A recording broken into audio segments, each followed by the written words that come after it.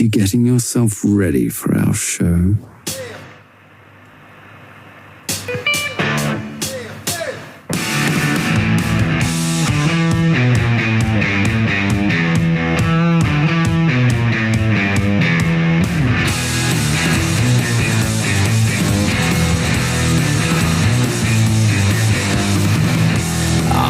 Alrighty, guys, Bobby Roast Beef here, back with another episode of Jigs and Friggin' Bigs. I got Who the Fuck is Joe Brown? I got Sean the Fisherman with us. Guys, we got a great show lined up for you. You know, I gotta come right out the gate and tell you guys, we have an interview that is absolutely amazing. This week's interview is a Freshwater Fishing Hall of Fame inductee, a veritable, like, who's who. I would say like the godfather of fishing in Western Massachusetts. We got the one and only Al Gagliarducci, Al Gag, in the house. And he's talking all kinds of stuff. And I'm going to go ahead and drop this right now. There is a story coming up that you do not want to miss.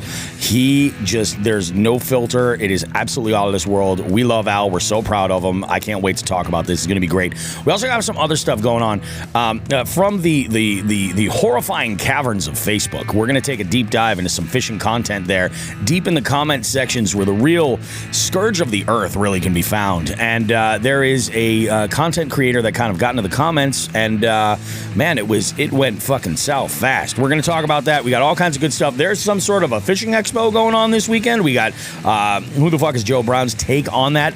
I have yet to go, so you're going to get my opinion in the next episode. Guys, don't go too far. We got much more Jigs and Friggin' Bigs goodness coming up right after this.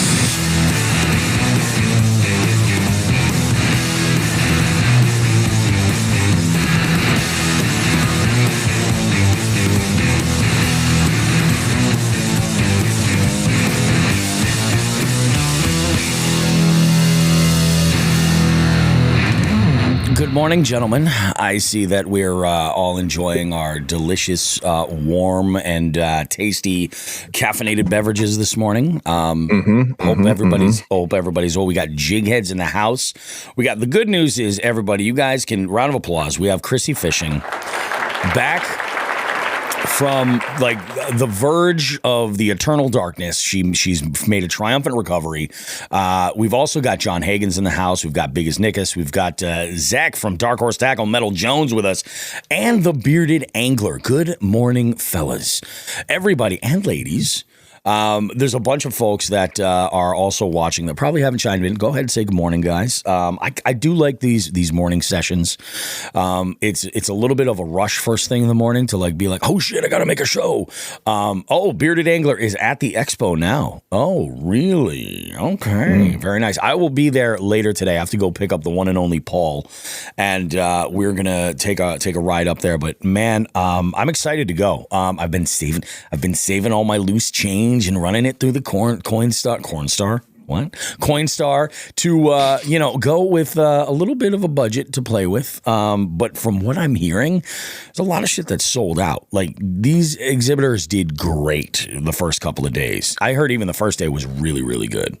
So Joe is with us. He's already gone through the expo. Joe, what's your hot take on the way out? What do you think? One thing I will say is it was packed. Yeah, packed. It was a good expo. It's one of the better ones I've seen up there in the last couple of years. Man, everyone was just, obviously, I didn't buy too much. I mainly, because I got two other expos I'm hitting this week. Yeah. But I went mainly just to kind of say hello to, our friends of the show. For sure. Some other people I know. But, man, they were all swamped. I mean, Chris and Christina were just running around with their heads cut off, selling out of, swim baits and other stuff. Fresh. I didn't even get to say hi to them because they were just so busy the whole time. So I heard their booth was just like mayhem constantly. Yeah. So I didn't even get to say hello to them. I just kind of did their thing. But even like I went over to Beast Coast and dude, they were almost sold out of everything. I got to stop by there. Yeah, hopefully they still have some stuff left. Unfortunately, that was one booth I really was going to do some purchases at. Yep. And the stuff I was looking for, they were all sold out of. Damn, everything they had left. Yeah, everything they had left, and maybe, but at the same time, maybe they restock at each day. Mm-hmm. So yeah, I went in there. I was a little bummed out because they had a certain jig I was looking for, and they just didn't have any there anymore in the color I wanted. Oh, shoot me what it is that you're looking for, and if they restock like for today, yeah, I will. I'll do that. Yeah, I'll grab. I'll do that. I'll shoot you a picture of it. It's a very it's a particular jig, but yeah, I saw Josh Codier. He was working the JCS Marine booth. He brought in wait till you see the boat they brought in, Bobby. It's a 1997 Champion. It looks brand new. That they could completely restored. Oh, it's fantastic. That's cool. Man, the boat, the place where I bought my boat, Reynolds Marine, they have a setup there. They have probably like 5 or 6 boats in there. Yeah. Maybe more. There's a possibility I might end up buying a boat today. Do it. Maybe. Do it. I saw Noel over at the Drop Shot Jock. Yeah, love Drop Shot Jock. I use their stuff. Said hello to her. That's awesome. I looked in and waved in at Becca real quick. She was pretty busy. Oh yeah, 4-wheel campers. Yep. But no, it was a good show. I brought Jeremiah with me. Nice. He was in. He just wanted the jerky. He's a jerky connoisseur. Dude, that's my man. Yes. Yes. So and the spicier, the better for him. It's wild for a 10-year-old, That's awesome. Was Beef Octane there? That is some jerky he's got to try. I don't think they were there. There was actually we only saw 2 booths of jerky, and I can't recall the names. All right. But another one he was looking for was the Pocono pickle guy. He loves. It's a popular one. Yeah. Oh yeah. So we, home with a bunch of friggin' pickles, and but yeah, it was a good booth. I went over. I wanted to go see Doomsday. They were pretty busy. Yep. They didn't have the deal I was hoping they had last year. Oh, but, yeah. But so I didn't end up with any rods. But yeah, I kind of just took it easy, said hello. I spent quite a bit of time at Chris and Christina. I did come home with some baits from them. And yeah, good show, packed. It was packed. I mean, I'm talking like shoulder to shoulder. We got a question from Chrissy for you, Joe. Joe, did you see Captain Michelle when you went? I did not. No. And what about, she says, what about the Wicked Tuna booth? The Wicked Tuna booth was there. They were pretty busy. I didn't stop by. Yeah. I didn't, but yeah, there was a ton of people in the Wicked Tuna booth.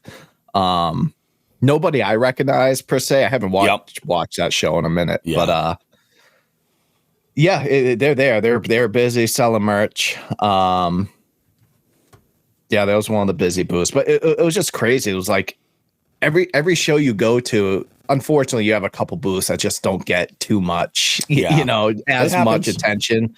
And it just seemed like everybody was busy. It was awesome to see, especially like the smaller booths and whatnot. Oh hell yeah! It's cool to see that, like when the smaller brands, and there's some really big booths in there as well, like big retailers and stuff that are in there. And one of the things that I had heard that is really good is that now everything is just in one giant space. So it makes sort of traversing things a little bit easier versus the previous locations that they've had with like different rooms and different halls. Yep.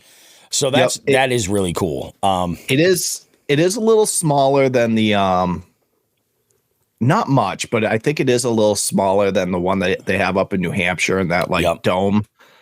Oh, that's right. Yeah. Yeah. So it is a little tighter. Yep. I guess to say, but it's a much better layout than you're like, oh shit, did I look in that room? Like, I don't know if I looked in that room or not. Yep. Or you switch rooms and then you forget what you were looking at and where it is. Yeah, exactly. Yeah. Yep. So so Jeremiah and I we went by we took I forget who mentioned it. I think it actually might have been Zach when he's like, nope, do the round before you like actually stop to buy stuff. So we did that. So we did 2 laps and again, I didn't really buy too much because in my head, I'm like, oh, I got 2 more expos to go to. I don't That's really want. That's exactly it. I mean, I kind of know already the booths that I want to hit up in Columbus. I'm not looking to spend much money in Columbus. Right. But there are things that I for sure want to get my hands on. Sure. Some of those things are going to be right at the Dark Horse booth. You know what I mean? Exactly. So, but there are a couple of other things that I've got in mind that at one point or another, I'm just going to take a run over, see what's available, grab what I can grab, and then come back. Most of my mingling with folks at in Columbus is going to be for recording content, though I am planning on I'm going to be at least prepared to record some content up in Marlboro today, if I'm able to. So I'm going to bring a second set of headphones with me and the portable recorder. That's already all set. Yeah. So I may be able to get some stuff there. It's funny you mentioned Beast Coast because I've been talking with Beast Coast about getting on the show to discuss a number of things, which I think would be awesome. So I know obviously it's going to be crazy busy up there for them, but if they want to take a few minutes and record something, we certainly can, or we'll just schedule something, which is honestly may be the situation that happens more likely. But that's why I love Calendly. I'm going to be dropping that link to everybody. Yeah. It'll be a good thing. Yeah, I'm looking forward to it, man. I think it's going to be a good time. I love expos. I love gatherings anyway, but like the community, like I look at like the posts from like a local angler that we see all the time that's up working at these expos for some of the, like he works with Lanciotti, is one of the brands that I know that he works with. And I think he does some stuff with Piz as well, is Josh Scaife. And I love looking at Josh's posts because he gets all the community stuff. He's like posting pictures with everybody. He's like, oh, it's so good to see these guys. I haven't seen them in a year. You know, it's almost like really, I mean, we're kind of lucky with the way we have this connection with eBay. Like we cross each other's paths. It's kind of nice. You know, it's kind of a surprise, but there's a lot of the fishing community that we don't get to see all the time. So these are a great sort of way to network a little bit and reconnect with folks and see what's going on and also schedule things for the future too. So I'm really excited. I'm looking forward to it. They did have a booth there. I can't recall the company. It was kayaks and they're already all outfitted.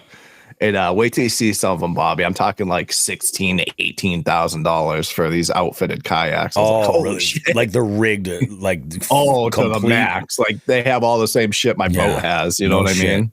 Yeah, it's wild. You know, it's funny. Have you guys seen this picture floating around the internet? Like somebody was like, I asked AI to create a future kayak fishing, like a fishing kayak, futuristic, and it is the crazy. It looks like a little spaceship. You know, it does have that profile of a fishing kayak with the stadium style seat and everything, but like there's monitors coming up on stuff, and it's got like crazy like detailing and stuff. So I get a text from last week's guest, Matt Tempesta from Temco Fly Fishing. He sent me a text. He was like, hey man, is this kind of like what your kayak is that you're using in the Swift River? And I was like, not far off. And I sent him a video of me netting a big fish that Chrissy had actually taken when we were fishing at Nashwawonik. And I was like, this is what I've got. I'm like, it's not far off from that. I'm like, but, you know, he's like, that thing looks fun. I'm like, hell yeah, it's fun. It is among the list of my favorite things, 100%. But yeah, it's possible I might be looking at some boats. I don't know. We'll see. We will see. There was a pretty good selection. There's a few different because you know what I'm looking for. You know what I'm looking for too. Yeah, like they had right up that alley. I there was a couple. I believe it. Yeah, I believe it. Might be a good thing. Who knows? Might be a terrible financial decision. We'll see. It is. Yeah, it's a terrible financial decision. Absolutely. But after the week I've had, I feel like I fucking earned it. Fishy stuff this week. Anybody do anything like remotely fishy? No, just the expo. Yep. And I did pick up a new sponsor. Oh, you did? Yep. Oh, that's right. Let's talk about this. I haven't announced it on Instagram yet. I plan on doing that today. But Fish or Die Bait Company. I picked them up. Awesome people there. That's actually who I'm going to see down in Harrisburg, Pennsylvania this week. Gonna go spend some time with them. So yeah. So I'll once I have I have pretty much all the information, but I'll put everything out on Instagram. There's going to be a code that you guys can use of mine to to get a discount on some of their stuff. They have some awesome soft baits. So I'm super pumped. I'm That's awesome, wicked happy to work with them and see what the future brings. I did a little bit of like creeping on their socials and website, and they make some really fucking sweet looking products, man. They do. Yeah. They actually, pretty cool shit. Yep. And one cool thing is you're going to see them very soon on a very large online retailer. Oh, really? Yep. That's awesome, dude. Yep. Sweet. So, So he's pumped about that. Just Taylor's just knocking stuff out, and we're working on trying to get him on the show as well. He's in expo season, so it's tough. It's tough. That's exactly it. Like, this is a great time to just say what I tell everybody when they're in the middle of the whole like throes of every show, another weekend we're going. They're essentially on tour. These brands, they're on tour, and what I tell them is I go look. I don't want you to commit to a date right now that's going to break you. Look in the future. After all this is done, like just pick something, and then it's on the calendar. We can move it if we need to, you know. But at least we put something on the calendar, and then I'll follow up with you, and we can kind of keep the ball rolling. So that's definitely a good thing, man. That is great. I can't wait for you guys to hear this fucking interview. I seriously cannot. As far as fishy stuff this week, a lot of the stuff that I had been doing has been prep for Columbus, prep for Springfield, and a lot of I made a little bit of a judgment call. And this falls into the fishy shit that I did this weekend. I had to, Joe, you and I had talked back and forth about topics for a different tier list to do. Because in the live show for the 200th episode, that was popular. People like that. Episode 201, when that dropped, like there were folks reaching out. They're like, yeah, that's pretty cool. It's interesting. And I thought we did it in a good way to engage the audience that was there. And that's the tricky part about doing an activity that can engage both. And I had talked to you about what we should do for our next tier list. And assuming, of course, with this event, because of the expo being in town, because of just the sheer amount of anglers that'll be in the city of Columbus, that odds are we could go a little more fishy and not have to just keep it a little bit more broad.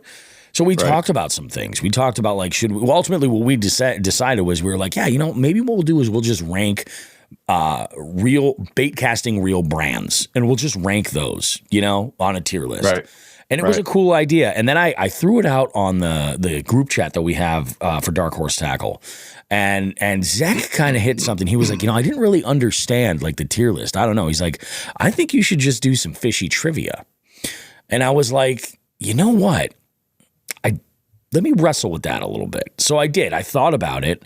And I think we're going to do just one quick 20-question round. It'll be about 15 minutes of just various fishy trivia, and we'll have some fun with it. And maybe what we'll do is we'll give the winner some bonus raffle tickets for the giveaway. Whoever that winner is, we'll just add that name and add some tickets. Or if they haven't bought tickets, or if they have, we'll just add some bonus tickets to their entry. That way they'll go ahead and do it. So this way, it'll be kind of interesting. But for the listener, I was thinking, I'm like, is this really going to be something that they want to listen to or could enjoy? And I'm thinking to myself, it could work. Because I ask a question and it's only 10 seconds before the answer's there. So they have, while that countdown music is going. In fact, I'm going to create a theme with some fishing sounding sound effects to make it stand apart from my typical trivia night with like this 70s cop show music and shit like that. So I think this will be a lot of fun. Like the countdown timer, I might use the Bill Dance theme song too. I might in the countdown timer. I feel like that might be good. Something like that. But yeah, I've got some work to do, and I think it'll be a whole lot of fun. So, Zach, thank you. you kind of set my ass straight, and I think this could be a whole lot of fun. And this might be why this works well is on this platform that we're doing right now, where we're recording quote unquote in studio regularly. A tier list would work great. Our jig heads can engage with what we're doing with. We get that back and forth. But for the trivia stuff in a live setting, I think that works perfect. Oh yeah, yeah. You know what, Bobby? Either way, it's going to be a fucking blast. It's going to be a goddamn blast. It's going to be insane. And from what I'm hearing, we're doing some fishing. Like that's what I'm hearing. I'm hearing that there is going to be fishing going on. I got a little bit of a preview of what the forecast is weather-wise, and it looks like it's going to be pretty mild. Dope. It looks pretty mild, man. So word on the street is that we're going to be doing some fishing. I'm going to have to get an Ohio license. Well, I'm glad you said something, because I Yeah. would have went down there with it. I wasn't planning. You would have been bringing riding gear, dirty. but- Yeah. Oh, dude. That's why I'm glad I'm driving. I talked to Adam Blomeke too, and we have a plan. So we're going to be leaving crazy early Thursday morning.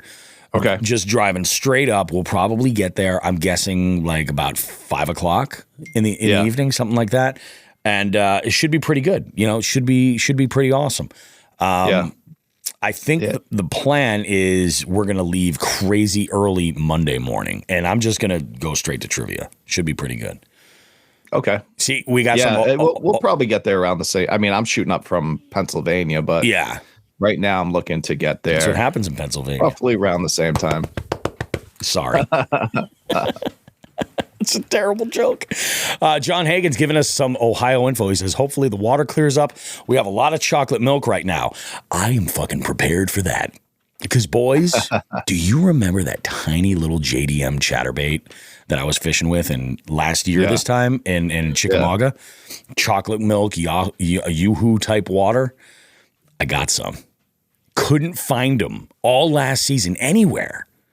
And I got some. Digitaka hooked it up. Okay. Yeah. There you go. I gotta be careful. My wife hears me fucking ordering JDM baits and fucking gear like that. She's gonna stab a bitch. She is. What else we got here? Zach says, gonna have some kayak fishing celebrities at the after party. Oh, we are. Okay, this is good. All right, I'm looking forward to it. Guys. Again, let me back up with this interview here. Give you guys a little bit of info, right? Al Gag, you know, you guys both know Al Gag. You know, even just from like expos alone. But when I was a kid, you know, in the early 90s, Al had a TV spot that he would do regularly on the news. I can remember, and he was promoting a show, Gone Fishing with Al Gag. And I would see these all the time, and I thought this was just the best thing ever. And then fast forward, years and years later, it was like 98 when I started at the TV station. I was a coworker of Al Gag, and we got to have a great conversation. And when I say he goes into this conversation that involves naked little people and an illegal charter situation happening in Florida. Al and I are besties after this interview. Like, we're texting each other. We're like, sup, you know? Like, I'm amazed. When I told him in the pre-interview, you know, we started having a conversation beforehand, you know, to figuring out like schedule and stuff like that. We had discussed, and I told him, I was like, you know, obviously I do want to focus on the Hall of Fame induction. Like, that's a big deal. But also, you know, talk about this year's seminar, this year's expo at the Springfield Sportsman Show and all that stuff. Talk about Al Gag lures, some of those new products and everything. But he was like, yeah, he's like, you know, I still can't even believe it. He's like, I can't even believe it. He's like, and it's one of these things that as it gets closer and closer and closer to the actual induction, he goes, it's emotional. Like, it's kind of wild. There is, and he says it in here, and I'm going to say this here to just give like a little bit of perspective on how big of an achievement this is. So now, did you guys know that there was a International Freshwater Fishing Hall of Fame in Wisconsin? Yep, I did not know that, because this was the first I had ever heard of it. I'm not surprised. I'm not surprised that it exists. What impresses me is the fact that he was explaining sort of the layout of it. It's almost like a college campus. Like, there's different buildings and wings for different stuff, which is kind of interesting. And where his plaque is going up, no bullshit. It's like Theodore Roosevelt, some dude, I don't know who it is, and then Al Gag. How fucking wild is that, man? That's crazy. So, like, it was an honor to have Al on the show. The contributions that he made to the fishing community, not even just locally, but like with the television stuff and everything, and, you know, folks all over the country getting his baits. He's been just like, it's amazing. And I can't think of anybody that is better to deserve such a sort of accolade in their career. So that's amazing. But this story that he shares at the end, you guys don't want to miss it. Like, all of you dudes that are in the chat right now, all of our jig heads and everybody watching on Facebook, my God, stick around for the interview and listen all the way through. It is so goddamn good. What else do we have going on? Really, not a whole lot. In our next segment, we're going to take a quick break. We're going to come back with our next segment. What we've got here is actually, there's a story I want to talk about. What we've got is sort of a little bit of content that fits into two separate segments for our show. It's sort of the best of both worlds. We have a combination, just the tip and FTG, one right after another. You guys will get that in the next segment. The one thing I do want to talk about here, and I just noticed this going in here, did you guys hear about that Maine lobsterman that saved a guy that had his boat capsized, his skiff?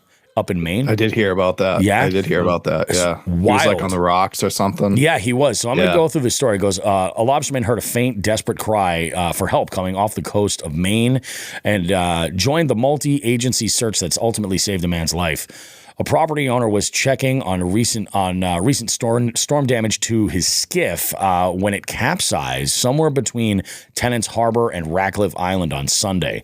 St. George Fire and Rescue said this all in a Facebook post. The man had plunged into freezing waters when the sun was down around 5 p.m. on Sunday.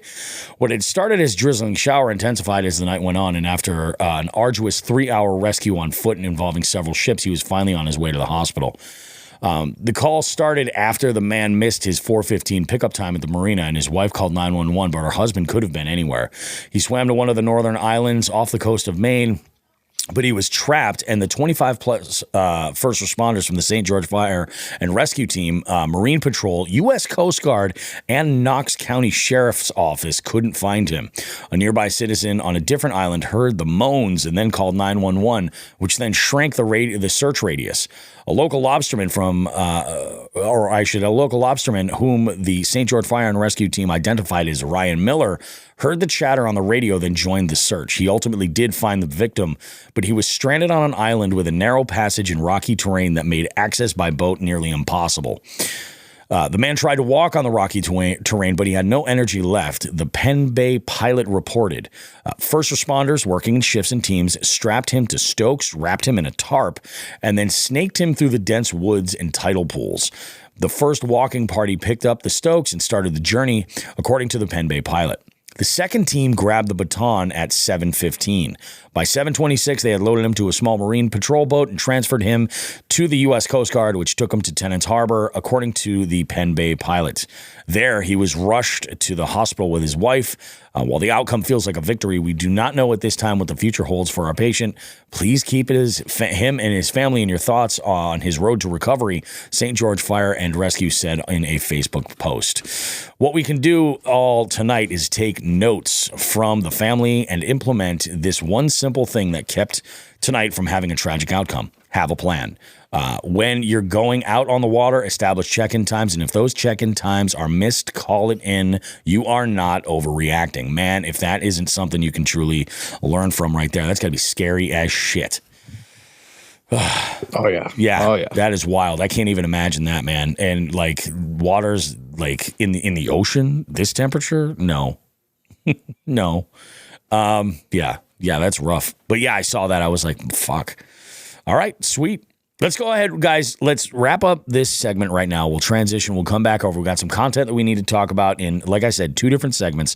And then after that, we have our interview with the one and only, the International Freshwater Fishing Hall of Fame inductee, Al Gag. We will see you guys right after this.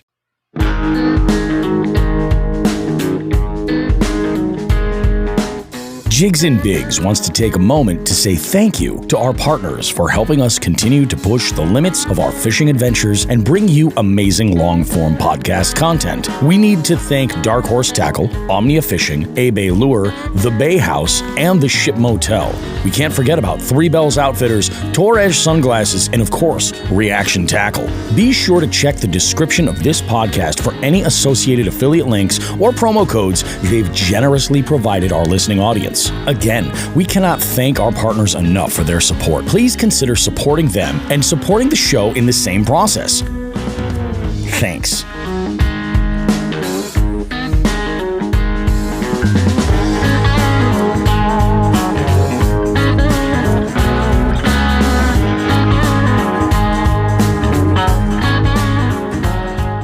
Hey, you. Yeah, you. the one with the impeccable taste in fishing podcasts. Bobby Roast Beef here with a little call to action for all Jigs and Bigs listeners. We're opening up our hotline to you. Now you can call us to sound off about almost anything at 413-324-8519. Want to submit someone for our FTG segment? Call us at 413-324-8519. Care to maybe suggest a topic for Just the Tip or Bait of the Week? Call us at 413-324-8519. Maybe you just want to give us or anyone else a little shout out on the show, or you want to suggest a guest for the beef seat. You guessed it. Call us at 413-324-8519. The Jigs and Bigs hotline is there for you to leave a message with us 24/7. Just call 413-324-8519. Also, you can check that number in the notes of this podcast.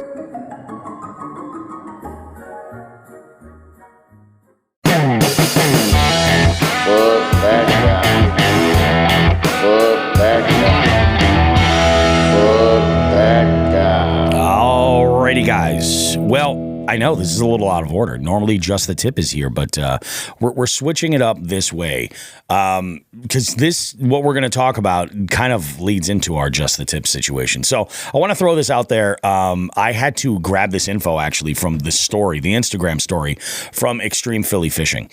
Those of you that don't follow Extreme Philly Fishing, I highly recommend that you do. I would say that Extreme Philly Fishing has probably some of the most unique fishing content out there from more of an intellectual standpoint.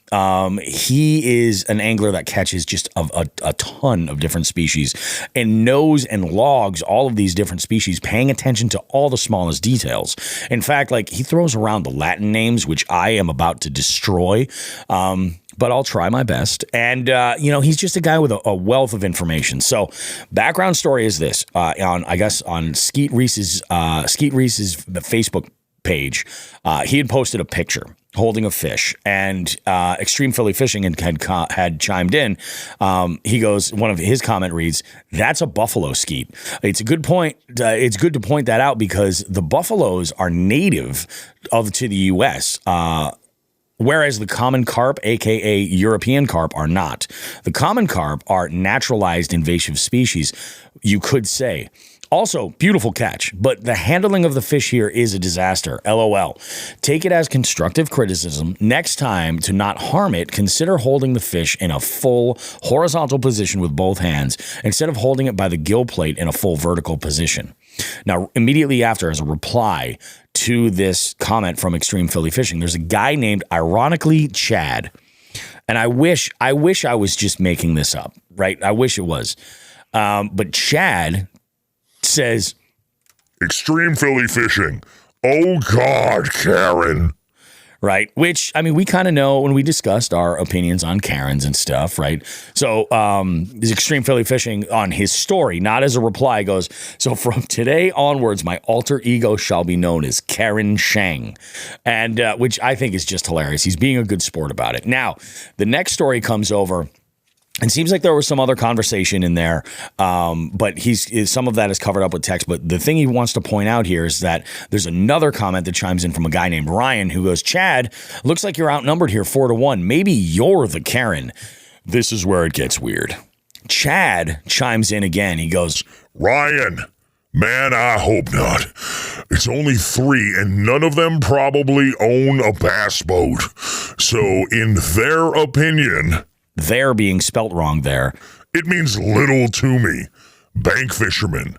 And there is another 40 on my side. They just don't have the downtime I got tonight." So Master Chad, as Extreme Philly Fishing calls him, has enlightened us with his blessings and wisdom once again. He goes, according to him, our opinions about safe fish handling don't mean anything because we don't own bass boats. He puts parentheses, what? Question mark. And because we're bank fishermen, question mark, question mark, question mark. Facebook logic is unreal. Man, I will tell you, Chad, fuck you. Chad, you're an idiot.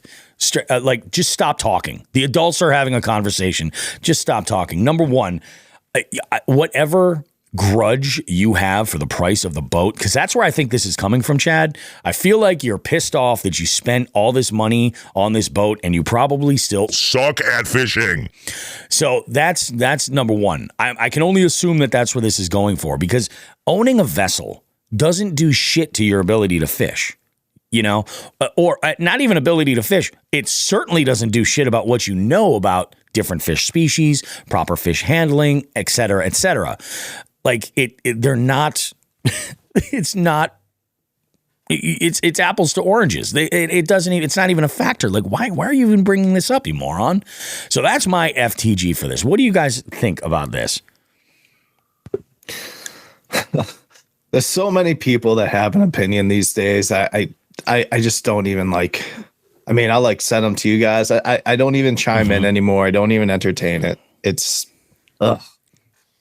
Dude, we just got the best comment. This is from Kirk. Kirk chimes in. He goes, "Hey, Chad, it's better to sit there and look stupid rather than open your mouth and remove all doubt, LOL. Man, if that isn't the best goddamn response I've ever heard. That's great, Kirk. Oh, man. Yeah, this dude is a moron. And this is the shit that you do see on Facebook. Like, people just become unhinged. Now, with that said, Skeet is just sitting there looking at all these comments going, dance, puppets, dance. And he's loving all the engagement you're giving him, Chad. So great, But I mean, from the standpoint of somebody like looking at all this, like, it just makes him look stupid. You know what I mean? Like, stupid, not even ignorant, just 100%. Stupid, which is kind of shitty. Sean, what do you think about this? Comments like these are the reason I deactivated my Facebook account months ago. There you go. I had a feeling that's exactly what you were going to say. I don't know if it's the demographic because it's older. Yep. I don't know why Facebook has just become, I mean, really, it's been this way for years. I held on, trying to push back the tide with a bucket. It doesn't, yeah. It's Facebook has turned into a cesspool. Probably, like I said, about 10 years. It's just been horrific. And I've had enough. Like, I used to hold on because a lot of military friends were on there and a lot of people that that's the only way I could keep in touch with them. Yep. And this kind of shit has outweighed all of that. It's insane. It's insane. John Higgins chimes in. He goes, 100% of my fishing is done from the bank. LOL. Well, John, you must be an idiot, according to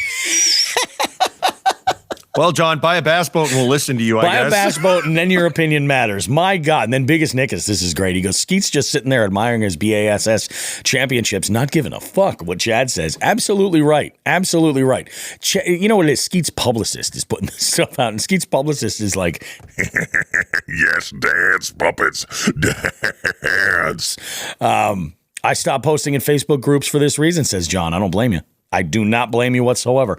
It's just wild. So now let's kind of pivot. Let's take this and do something constructive with it, which is a first for Jigs and Bigs. Because and fuck this guy, we shit on people that do stupid shit. But now we're gonna do something. We're turning over a new leaf. We're upping our standards. Up yours. Let's go ahead and do it. Bobby, Sean, and who the fuck is Joe Brown now have a special presentation for us all. It's time for Just the Tip. All right. So what's the tip here? The tip is how to not be a fucking dipshit in the comment section. Number one, read something. And when I say read something, I don't mean read the post or the other comments or anything like that. Like, that helps to kind of absorb whatever information you have there if you're capable of it. But when I say read something, I mean, as you're typing something, read it back to yourself. And does it actually make sense? I do this all the time. I write shit. Sean knows me well, and he knows when somebody says something that hits a button with me, I'm just like rah, rah, rah, rah, rah, angrily typing, like whatever, But I look back and I read it, and I'm like, this is not what I want to say. And I'll go back and I'll make whatever adjustments I need to. That initial emotional knee-jerk reaction of just like, when you said, I disagree with you, and I got... It's fucking a waste of time, and it makes you look like an idiot. So just read what you've written down before you hit that post button or that send button or anything else. The other thing that would be helpful is before you call people out on something, like scope around on their profiles. It's all right in front of you. Just go ahead and click that profile. You'll be able to figure out, oh, is this guy Extreme Philly Fishing? Is he full of shit? Or does he actually know what he's talking about these fish? Because it doesn't take long to figure out that that Extreme Philly Fishing is one of the, and I celebrate and applaud this, one of the geekiest motherfuckers when it comes to like different species and care of the fish that he's catching, you know? I love what he does. He fishes from the bank the majority of time that I've seen him. I don't think he owns his own boat. He fishes from the bank a lot. And when he does, he has this small, and I forget, I think it's Jackal that makes it. And it's like a little live well. You know, you fill it with water. It's a bucket, but it's collapsible, and you can put it in a bag and everything. So he'll catch when I say micro species, like super tiny species, the type of shit that you have to count scales on and things to figure out what it is. And he'll put them in a live well and take, amazing care of them and everything. And like, I get it. I appreciate what Extreme Philly Fishing is doing right there, just kind of making fun of the whole situation. He didn't fall for Chad's trap because he probably read what he was going to send and was like, that's not what I want to say, So that to me is the tip. Read something. Read your reaction before you hit send. If you sound like a moron, maybe edit, maybe even go so far as to write it like in notes or if you don't want to read it, explain the situation in a text message to a friend and bring somebody on as your personal editor, as a filter, because it'll save you from looking like an absolute moron. What do you guys think about this? Do you have any other tips? Am I missing something? People just need to understand that just because an opinion is yours doesn't mean everyone else has that same opinion. Exactly. And opinions are like assholes. Everybody's got one and they all fucking stink. All of them. Right. That's it. That's it. So it's just build on. Oh, go ahead, Joe. No, people just they just get aroused from that. They just love throwing out their comments to see what kind of shit they can stir, and that's probably what happened here, and it worked. It's freaking bananas. It is freaking bananas. What do you got, Sean? Well, I would say building on the opinions are like assholes. Just because you have one doesn't mean everyone needs to see it. Oh, that's good too. That's what I think a lot of the anonymity of the internet has done. Back Bobby and I and Joe, even you to an extent, the world was a different place when we grew up. And if you said, to quote a friend of mine after a fist fight, when we were not me in the fist fight, but he was in a fist fight, and there was an issue over a girl, and my buddy decided to have a little discussion with the person who the issue was with behind the school when we were seniors in high school. And he uttered at the end of it the greatest single shit talking line that applies to this situation that I've ever heard. My buddy was a inner city youth, and a football player had said something to him, or I guess there was an incident with the girlfriend. There was a breakup. There was a discussion behind the school in the parking lot. And after things were done, my buddy issued the following statement: "You talk shit, you get fucked up." And that no longer applies. Not on the internet anymore. No, because you can talk all the shit you want and it doesn't matter. You can just keep talking. Yep. Hence the ridiculous amount of, I don't know, keyboard warriors, for lack of a better term. Oh yeah, but, they certainly fall in that category. Man, they love Facebook. So that's you can't duke it out like you used to. Otherwise, go to jail. Yep, everyone will say or do whatever they want, talk shit, get fucked up, and then the next thing you know, the person who was initially offended is now being charged with assault. Yeah, So, it's crazy. Yeah, it's a different world, and like I said, I have noticed over years and years and years that it just seems like Facebook attracts this shit, whether or not they're real people or not. So I have washed my hands of it. Loaded Potato chimes in. He says something really good. This is getting back to the FTG, not the tip. But he goes, I have a friend that's an ichthyologist. He doesn't own a boat at all. What a con artist he must be. How'd he get that degree? That's what I'm saying. That's amazing. Yeah, I'm with you guys 100%. Like, I think Facebook specifically is just the worst, but I am seeing it happen on Instagram as well. Like, you go in the comments, and although I will say this, in the fishing world, for the most part, it's not so bad. Like, I'll give you guys an example. I saw a bunch of people, like, okay, a video that I saw, there was a little girl. She must have been like 3, maybe, holding a jalapeno pepper. And her mother was holding the phone, and she's like, oh, what do you got there? And there's a little bit of baby talk. She takes a big bite out of the very tip of that jalapeno, which is not hot at all. You need to go a little further up the pepper before you get any spice. So she was like, this is good. So she took another big bite, and it hit her, and you could see the brakes. She just stopped, and she was like, help? Like, oh, my God, right? Dude, there were people in this comment section, like outraged, like, that's child abuse. No, it's a fruit. It's a fruit. Somebody said it was a vegetable, and I was that guy. I chimed in and was like, no, actually, it's a fruit. I'm like, it grows above the ground and has seeds. It's a fruit. But I regress. That blows my mind that people just lose their shit. And then you have other people that are just absolutely unhinged. You're like, it's their opinion. Like, who gives a fuck? Like, just shredding them, replying. And it's crazy. It's like, you know, I mean, I get it. Like, the soapbox is there. I guess the birds are going to chirp, but what the fuck? I think that's why they called it Twitter. You know what I'm saying? I think that's why they called it Twitter. Yeah, I don't know, man. People just get unhinged in comments, and Facebook is horrible. And, you know, Skeet's just fucking laughing his ass off. Good for Skeet. Skeet doesn't give a shit. Skeet took that buffalo and fucking spiked it. Bam! Right back in the water. It was like, get the fuck out of here. Yep. Oh, my goodness. I love it. Let's go ahead and catch up with a couple of these quick comments before we jump in there. John Higgins goes, I love reading comments, especially from Facebook experts. Never tell them that they were wrong. I think, you know, that how people will reply with that popcorn eating gif, you know, in the comments, that's the realest shit in the world.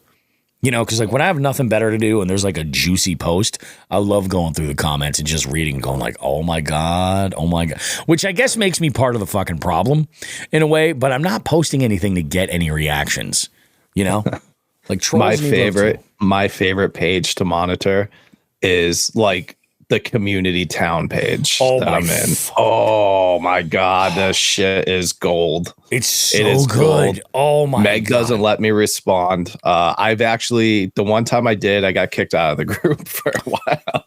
Dude, yes. And yeah, I snuck back in. I'm back in there now, and I just, oh my gosh, it's ridiculous. Yeah, you're 100% right. These are insane.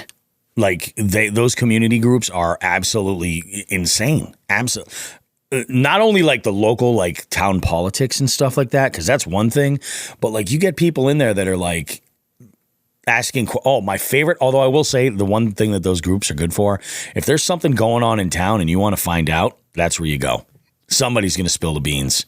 Somebody. Oh yeah. Yeah. Especially me. I live in a tiny, like farming town essentially. So it's like smaller population. Definitely. Oh my gosh. Someone sees an ambulance down the street. It's like if someone puts it up like, oh, there's an ambulance going down this street. What's going on? Everyone's like, buh, buh, buh, buh, buh, buh, buh. You know, it's no bullshit. Insane. You see 2 cruisers, it's gotta be 2 outside of somebody's house, right? You're like, oh, who lives here? There's a domestic. No bullshit. You'll see shit like that in there. It's fucking crazy. It's got to be 2.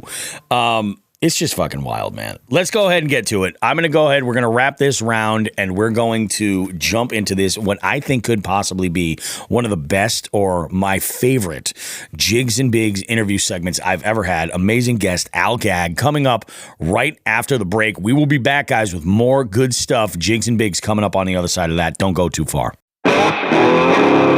Hey guys, Bobby Roast Beef here from Jigs and Bigs. You know, if there's one thing I can't stand spending money on, it's on something that's not versatile, something that I can't get a lot of use out of. I want to talk to you about Frost Buddy. What Frost Buddy is it's one of those can coolers. I've seen these before. In fact, I have some that are limited to only fitting one specific size of can, like a standard 12-ounce can. I stumbled onto Frost Buddy, and I was blown away with it. So versatile. Fits standard cans, tall cans, slim cans, and even 12-ounce bottles. And the magic is the insert fits all of these items in various stages within the insert. And when you take that out, you can fit a full 16-ounce tall boy can. In fact, it even doubles down on being versatile with the coffee lid. And on my recent trip to Chickamauga, I had a field day with this thing. I was throwing beer cans in it. I'd have coffee in the morning. On the drive, I was throwing in all different sizes of cans for different canned coffee products to keep me awake on the long drive back. The thing was amazing. So I recommend you check out Frost Buddy. If you're in the market for either a travel cup for your coffee or a can cooler at all, either one of those, check it out. For the money, you cannot go wrong. What I've done is this. In the show notes for this podcast you're listening to right now, if you look there, you'll find a link to Frost Buddy where you can get yours. And not only can you go and get your Frost Buddy there, but you can help out the show as well. Go and visit that link in the show notes to this podcast. Check out a Frost Buddy. Tons of colors, tons of patterns, all kinds of great stuff. And it's a great spot to put your Jigs and Bigs sticker too. Take it from me, Bobby Roast Beef. You're going to get the most versatility out of this one product, probably out of anything you're ever going to buy, especially for anything that you're drinking. Frost Buddy. It works for me. I'm a happy guy.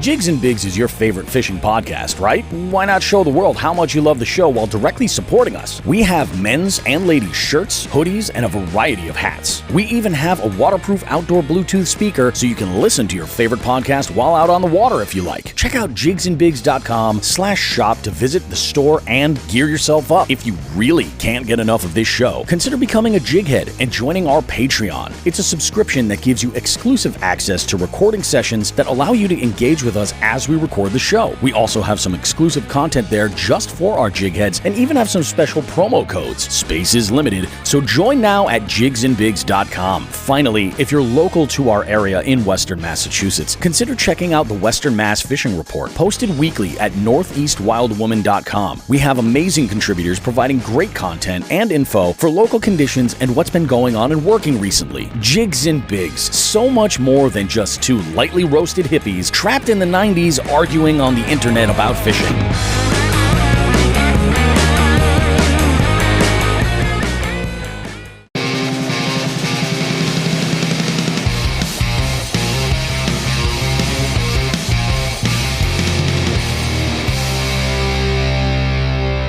Bobby Roast Beef here, back at it, guys. We have another guest in our beef seat. We've just been on a roll in 2024. It's been a good one. And I'll tell you what, this is one of these interviews that has been on the Bobby Roast Beef bucket list for quite some time for a number of reasons. First and foremost, we have an inductee to the International Freshwater Fishing Hall of Fame here, which, I mean, you know, I never thought I would see the day that we would have a guest with that kind of an accolade on this show, but here we are. And not only that, it's a local guy. We got the one and only Al Gag with us, guys. Al is a staple in Western Massachusetts. You have, do you even fish, bro, if you haven't ever had an Al Gag shad dart in your hand at one time or another in the 413 area code? We've had, you know, he's been brought up many times on the show, and here we have him himself. Al, how are you doing today, buddy? How's things? I'm doing great, Bobby. Thanks for having me on. Man, it is an honor to have you on the show. It truly, truly is. I gotta warn you, though. I don't know if you've listened to any episodes previously.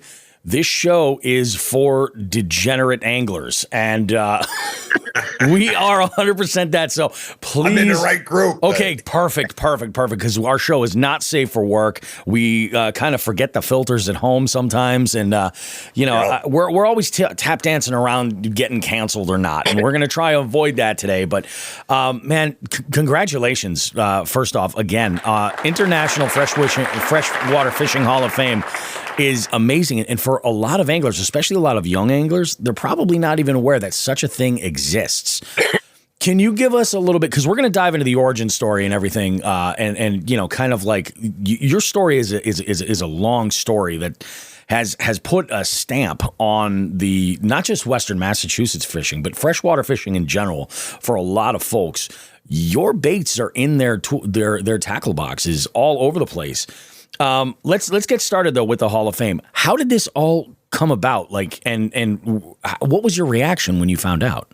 Well, to be honest with you, it's a highly emotional topic, but sure. But I will get on it because it's going to get worse come March, and when it all comes into fruition, and it's going to be tough. But I was driving down Interstate 95 with my Marie in the car, and we were heading to Rhode Island. We're just going to the beach. Oh, nice. And the phone rang, and it was a gentleman by the name of Jim Grant. And I said, hello. He said, is this Al? I said, yes. He goes, this is Jim Grant. He goes, I'm a committee chair for the Freshwater Fishing Hall of Fame. I says, oh. So I kind of looked at my wife, and I said, well, I says, this may be a donation thing or something, exactly. Make a lure and donate them or something, So I didn't think nothing of it. Absolutely zero. I mean, I got to be honest with you. The Fishing Hall of Fame was the furthest thing from my mind. Wasn't even in my realm, So he said to me, he goes, how you doing? And he starts to make this small talk with me, Yeah. And I said, good. I said, how are you? And, on and on and on. And, I don't know what to say to the guy because I don't know him, If you call me up, Bobby, how are you? What's going on? Exactly. Yeah, of course. But this here was very strange. And he said to me, where are you heading? I says, down the beach. I says, with my wife, just for a couple of days. I said, we're just going to sit on the beach and relax. He goes, well, when you're down there and you're sitting down, he goes, think about your acceptance speech to the Hall of Fame because you're being inducted in March. Holy jeez. Tell me that's not getting hit in the face with a hammer. Holy crap. Right? Yeah. The goosebumps, Bobby, I swear to God, were like golf balls on my arm. Believe it, man. My wife said I was changing colors in the car. I looked like a stop sign. I mean, I went red light, green light, yellow, Yeah.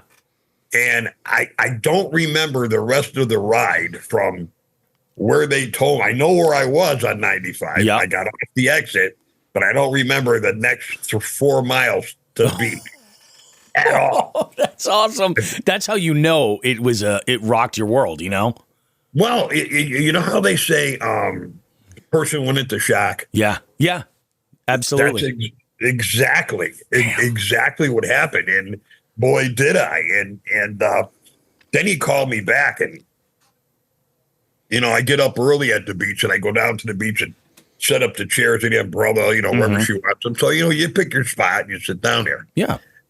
But at 6 o'clock in the morning, this guy's calling me from another time zone. Right? Oh, yeah. And I'm on the beach talking to him. It's got to be 4 o'clock where he is. And I said, you know what? This guy's as big a degenerate as I am. Yeah, That's all the other this time in the morning, So we really got to talk. And I said, what happened? He goes, listen, he says, we can't tell you who nominated you yet. Yeah. We can't tell you a lot of things, how it happened.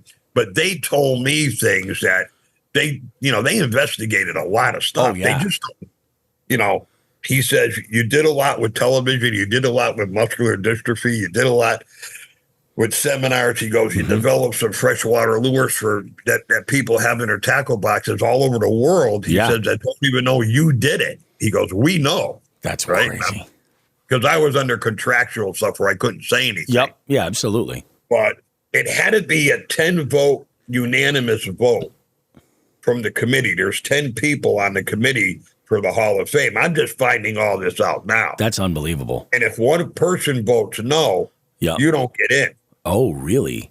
You could be 9 yes and 1 no, you're out. And that's it. No kidding. Yeah. That's strict. Yeah. Pretty intense. And I find out that the Freshwater Fishing Hall of Fame, now there's Hall of Fames for everything. The Hot Dog Hall of Fame, believe it or not. It's crazy, right? It's the 5th largest Hall of Fame in the world. Really? That's surprising. That's impressive. Yeah, it's in Hayward, Wisconsin. Yep. They draw hundreds of thousands of people there every year that, tour the museum. It's 7 buildings. 7 buildings? That's like a college. It's like a small college campus. Yeah, it's like a center rotundra with wings coming off. It's like 7 buildings together, I guess. Wow. And okay. I'm going out in May, me and my wife. Because they got all kinds of stuff that they put up in the gardens for me and her, and different plaques that say different. Some of my quotes, and then inside is the bronze where they put the your face up there with whatever they wrote. Yeah. And I'm right next to Kirk Gowdy. I mean, can you imagine that? I'm saying to myself, I said, I got Teddy Roosevelt, right? Ted Williams, Kirk Gowdy. How's Al Gag get up on the hill? Yeah. Holy cow. And I'm saying, let me tell you, if I wish people could experience kind of shock and the kind of the jolt that this gives you. It's crazy, and this just like fell out of the sky. That's insane. I mean, it's absolutely bananas to think that number one, that this tribute exists for what I think a lot of people kind of think of as like something very niche, like they think of freshwater fishing as like, that's like kind of a niche-y thing. But then when you look at the history of overall, like truly, like going back to the ancient times where fishing, before it was even angling, like catching fish, you look back to, this has been a part of humanity for so long that when you look and you kind of zoom out a little bit and see, it makes sense why this has the level of grandeur that it does, And I mean, what an amazing honor. And I can totally understand where you're saying like, this just puts you in shock because you can't plan for this, No, that's crazy. Not at all. I was,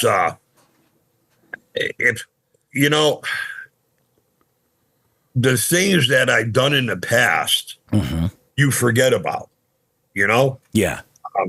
I'll tell you a story too. One time I was on the beach down in, it's called Fire District Beach in Rhode Island. I was surf casting down here. And I'm going back now, maybe 70s. Okay. Yep. Early 80s, like that. So I'm surf casting, and this little kid comes up next to me, and he's got like a beer can with the line on it. With, and everything, and he's throwing it. And we got a blitz going on, So I said, awesome. I'll wear him out quick. I set the hook. Here you go. All right. I hand him the rod, and this kid's heels are getting dragged. Oh, yeah. So the kid reels the fish in. I take it up. I throw it again. Bang, and I'm giving it to him, right? And the guys are all standing around. This is like a source of entertainment now. We're watching this kid battle these things. Absolutely. And at the time, they were gorilla blues and big bats mixed in. So, I could be setting a hook on a 40 and just handing it to the kid. Oh, yeah. He's gone. Yeah. So, anyways, I guess he lived, when he was born and raised, he lived up the street. Yep. With his grandparents or something, Oh, okay. And he always wanted to fish, but I guess his family didn't fish, Yeah. And so at the end of it all, he looked at me, and he was thankful, And I turned around. I said, you know what? I says, here, I'm going to give you my rod and reel. Like, now you have a rod and reel. Yeah. Put it to good use. A bunch of lures and leaders and stuff. That's awesome. And he looked at me. Well, anyways, to make a long story short, I fast forward to 2019. I'm in the show in Rhode Island. Yep. And this guy comes in my booth with his wife and son, very well dressed, very well, you know. And you could tell they were different. Now, she's staring at me, like glaring, right? Oh, really? Okay. The kid is running around. And the father, he's like this. He's looking around and he's smiling and he's nodding his head. And he's looking at all the lures and stuff. And I'm like facing her out to the crowd, but he's looking at my booth in the wall. Yep. Yeah. We're next to each other. And he goes, you don't remember me, do you? It was a kid. I said, well, to be honest with you, I said, it's been a long time. People. I said, I don't. I said, and I'm sorry, but, I don't. He goes, no need to be sorry. He goes, you fished Fire District Beach before, right? I says, yeah. I said, a ton of times. He goes, you remember giving a little kid a rod way back? I says, I do, right? He goes, well, that little kid is me. That's awesome when it goes full circle. Oh, that's the best. He's an orthopedic surgeon. Oh, no kidding. Good for him. And his wife jumped right into the conversation, and she goes, that rod and reel hangs above our fireplace. Really? Goes, yeah. Holy She cow. goes, along with your picture. I said, my picture? Well, for what? That's right? wild. You know what I mean? Yeah. And I'm like, okay, but it's things like that you forget you've done. Yeah. And you come back. Yep. Yeah, And sure. I didn't hand a kid a rod saying I'm going to the Hall of Fame. You know what I mean? That's Of course. Yeah. But it was like 700 and some episodes of television. It was like, and I didn't realize I did all this. It was 1,200 seminars, the lures that I invented and brought out there, and almost $500,000 for muscular dystrophy. Yep. That's wild. That we raised, and it was all done through the sportsman's eyes. Yeah. But if I had to give credit to two people, yep, my credit of my life goes to my dad and mom for getting me into fishing. But the biggest credit goes to Frank Souza, the outdoor writer. Oh, yeah. And he's the guy that started me, and got me off the ground and forced me into this business. Yeah. And that's something I did willingly. I'm not going to sit here and take the credit. For sure. It was, he called me up one day, and I was living in a 2-room apartment, okay? And I don't know if I had 2 nickels to rub together then or not. I can't remember, but I don't think I did.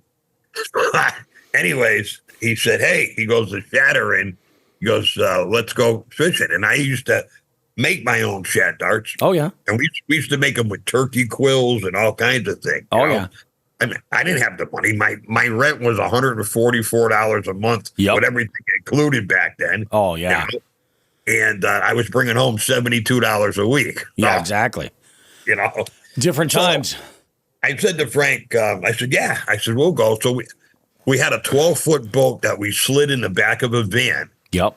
The Connecticut River in the spring, mind you, when it's roaring. Okay. Oh, my God. Yeah. Yeah. And with a 6-horsepower motor, like we're going to go far, right? Exactly. We got in the van. It was like rub-a-dub-dub, 2 men in a tub. You know? We're going, 50 feet up and pushes back 10. 50 feet and pushes back 10. So we get up there after, we got into the fleet and we're fishing along.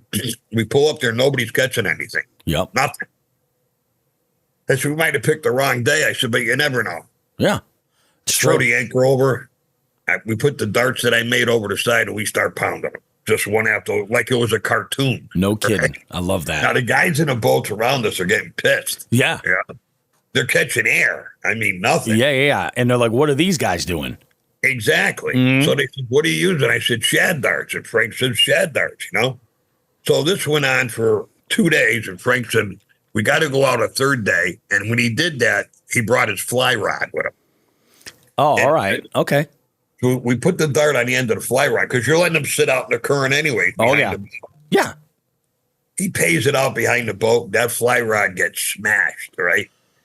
It took every bit of fly line he had on it, snapped everything, snapped the back, everything, just blew it up. Oh, no. And it was gone. And then Frank looked at me and I said, maybe Loch Ness. That was no shad that did this.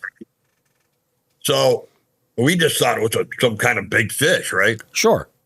So we get, Frank goes to the office the next morning. And he said to me, he gets a call from the fish lift. He goes, hey, Frank, we got something real interesting up here. Oh, yeah. He says, we have a very tremendous large Atlantic salmon. Yes. With a dart in his mouth. That's amazing. With 80 feet of fly line. He goes, that's my fish, right? Holy crap. He runs up there. They're taking pictures of it. And at the time, they were putting the salmon in the salmon trap. Yep.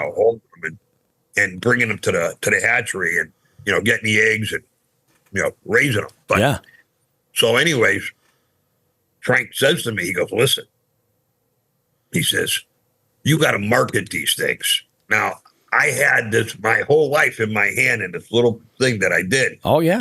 The key to it was the chemical that was on the dart. We didn't realize, I realized it now at the time, but I didn't realize it back then. I was painting them with my wife's nail polish. Just to have a color. Yeah, just to add color, of course. Yeah. But then I started dipping them in this stuff. Did you ever hear of a thing called the Torganol floor? No, I haven't. It's a floor that's poured in your house. Oh, okay, like a sealant almost. Yeah, they pour the floor, then they put the sealant on top of the floor.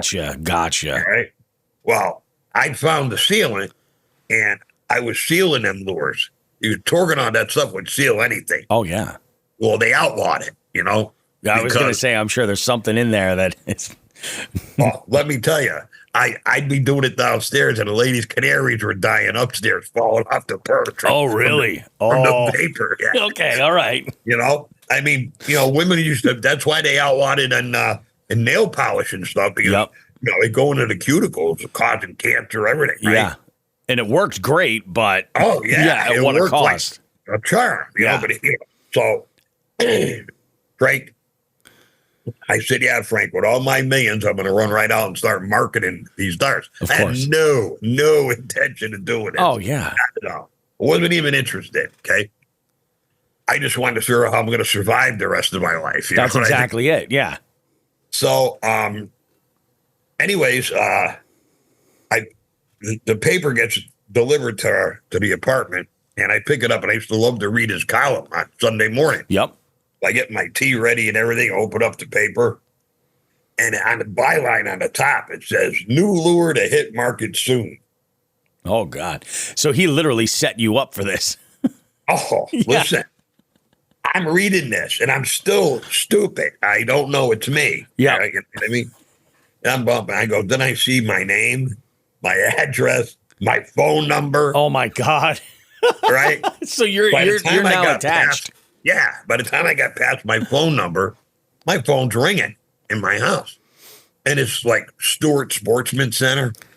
Hey, how can I get my hands on your darts? I seen them in Frank's paper. Now, the Susan family is near and dear to my heart. I love them. And in fact, there are big shows coming up here shortly. And so not to make him or myself look bad, I started pouring these things. Now I'm working a regular job and coming home and pouring 8-9 hours at night. Yeah. That gets old, Bobby, real quick. Oh, I believe it. So I start pouring, and then I'm selling a ton of these darts, and I'm making money, and I'm putting it aside, and I'm trying to think, how can I take that money and make this process a little faster? Exactly. And this and that. And then I bought a centrifugal caster machine, and I put it at my parents' place over at the lake. Yep. They had a walk-in area underneath the house and stuff. And I got it in there. We vented it out. Mm-hmm. And I started to go to work with these things. But I was still working that other job. Oh, yeah. It's just that I could produce a little bit more. Yeah, exactly. Exactly. A little bit more for your time. So it got to the point, excuse me, I did that for, I don't know, about 2.5, 3 years. Mm-hmm. And then I says, to my wife, I says, I got to take the shot. I got to take the plunge. Yep. And boy, I'd rather have the stress I had when I was that young. Sure. And then all of a sudden, you never feel like you made it. Yeah. Until people tell you made it. Exactly. You know what I mean? Yep. But I actually did, and then I never looked back after that. I just kept going and developing it. Yep. And now now I'm in 2,200 square feet here now, and here we go. It's a full operation. That's amazing, man. I mean, that is really it's awesome. Because I've had on a different sort of scale, but a similar situation. And you're right. You want to make that decision when you're younger and you're like, okay, well, if this whole thing falls apart, I know I can grind it out and survive and get by. Right. It was like that for years. And we'll get into this, but I've shared with my listeners a bunch. I've worked 20 years in television, and broadcasting is a beast of a business. There's really, for as much as it can get you so far if you're on one end of the camera, but on the production element, man, you are just getting beaten over and over and over again. Oh yeah, I got it's not a money making business at all.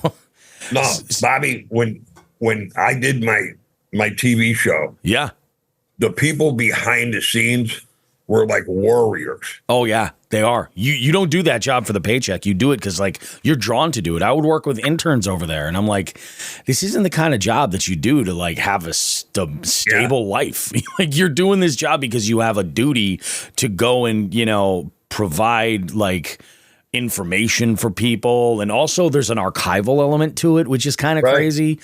But yeah, I had the same sort of situation with my business. I was doing it to make ends meet, to support the family.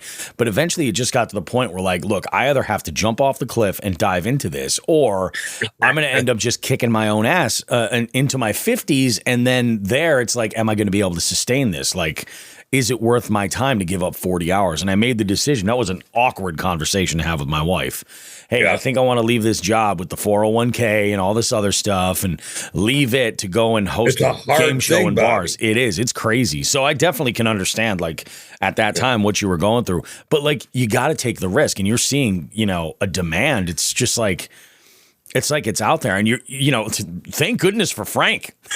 Really, you know what I mean? He was, people don't realize it. Yeah. I mean, and then the way I am, I mean, and to this day, when Frank passed away, part of me passed away as well. Yeah. That's how much respect and admiration I had for that man. And not only that, he was a great mentor, great conversationalist, full of practical jokes. So, Oh yeah. Frank was no angel, Oh yeah. It was right up my alley, Perfect. But not only me, but he helped a lot of people. Mm-hmm. A lot of people. And like his son Doug is a wonderful guy. Yep, absolutely. We love Doug. And he's running the show here, the Springfield Sportsman Show at the Big E. And I always look forward to that show, because when I look at that booth, I had the same booth. I'm in the same booth there for as old as the show is. Oh, you've been at the same spot? No kidding. Yeah. Same spot. I just expanded to the left and to the right of it. Yep. There you go. I opened it up a little more. But other than that, when Frank and Jim in Buffalo came up with that show and put it together, it was long overdue. Yeah. Long overdue. Yeah. But at that time, what people don't realize is they had all the reps coming to the show, the manufacturers, reps and stuff. Oh, yeah. The factories don't want to do the shows anymore. No. They just don't. They won't give the reps the money, the time, or whatever. Yeah. So people look at the promoter and try to blame the promoter. Exactly. It's not the promoter. No. They cut it down. The computer was a great thing. I think it's a great thing for medical. Oh, for sure. It's a great thing for law enforcement. Okay. Yep. Other than that, it's terrible for people, because you get fishermen that want to become fishermen today. It's like they're looking for that instant gratification. So let me look it up on a computer, and whatever they read, that's law. Yeah. Well, if the person that wrote what they wrote doesn't have it out really spelled out and clarified, you got to consider the source. Exactly. Yeah, and exactly. That's that's a big issue. It really is. That's why. Go ahead. I was going to say that's just it's wild. Go on though. Finish what you were saying. We'll talk origin stuff later. So I see this coming today, and the best gift you can ever give your children is your time. And an adage that I live by now is, buy your child a tackle box, not an Xbox. Yep. That little box is going to get him or her outside. Yeah. And keep going. I teach a class now over at a charter school in Springfield. Yep. And I have 15 kids, and these kids are dedicated. They're there every 2 weeks. Okay. Oh, yeah.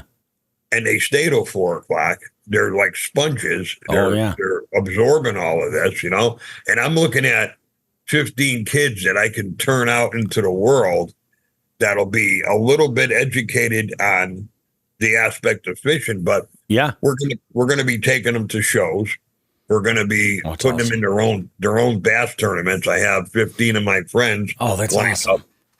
And then we're gonna take them on a deep sea trip with Greg DeBrule, I think, off the Blackhawk. Oh, that's awesome. Nice. Yeah. And so I want this club to start. The school that has the best club around is in Ward Melville in New York on Long Island. Oh, okay. They've been doing it, I think, over 10 years now. Their fishing club, they have over 80-something students involved in this. No kidding. But they're wrapping rods, tying bucktails. They're doing everything over there. You know? That's awesome. Oh, man, I wish that was around when I was in high school. And they put on a show. They let everybody into the show free. Okay. The way the club and the school makes the money is we go in as vendors. We donate product to the kids. Mm-hmm. The kids set it up and they raffle it off. So do 20, 30,000 like nothing. That's awesome. In one day. That is awesome because you've got that whole local fishing community coming in to that show. It is the biggest show in the Northeast right now. That's amazing. If you ever get a chance, it's on March 2nd this year. Okay. You go over there and you'll just be amazed. That's wild. I've never seen anything that large in my life, you know? Mm. And, you know, it's not a big elaborate show. No. But the school is monstrous. Yeah. Monstrous. Yep. The main corridor, when you come in, vendors on both sides. Yeah. As you go down past the cafeteria, full of vendors. You go into connecting corridors, full of vendors. You come in a gymnasium, packed with vendors, okay? Wow. And you're going to go in there, and it's not costing you nothing to park. It's not costing nothing to get in, right? So it's a home run. Oh, yeah. You know? And these kids, with that money now, they support their club. They go on charter trips. Yep. You know, awesome. they got it. Oh, good for them. Yeah, because of one man's, foresight. Yeah. And he took the bull by when he started. He only had 6 or 7 kids that wanted to do it. And it grew into this. Yeah. And I pull up with my car to unload the display for the show. Yep. Them kids are right there with the carts helping out. That's awesome. Right to the booth. Yeah. I mean, I don't touch anything, It doesn't take much to inspire young people. It really doesn't. Like, especially these days, a little bit of effort goes a long way. And you start with a small group, but then eventually word kind of gets out, and then you have more ability to get things done, like amazing stuff. And that's one of the things I think like with fishing is that I feel like there was a certain point probably in the last 7 or 8 years maybe where fishing started to get cool again for the younger crowd. Like there has been a number of times where I've been out, like the spots I like to bank fish nearby that have walking trails and stuff. And I remember this one time I was out there with I was fishing just a jerkbait and a Ned rig. It was like late March. And there was a woman walking by with her son on this trail. And one time they went by me, they just stopped and he was watching me like a hawk. Saw me catch a fish and was like, oh, look at that. Oh, my God. Then they walked around the loop and they came back over. And at this time, I happened to be going back to my car. Well, they stopped me and I was having a conversation with him. And he was like, that was a really good fish. What'd you catch it on? And this kid was probably about 7 or 8, something like that, And I was like, I caught that one on a jerkbait. And he was like, was it a Guggen Scout or whatever it was? And it happened to be that it was. And I was like, oh, yeah, absolutely. I'm like, holy kid, I didn't know the names of actual lures when I was his age. I was just like, yeah, the one that looks kind of like that and it's purple. You know what I mean? It was like, that was it.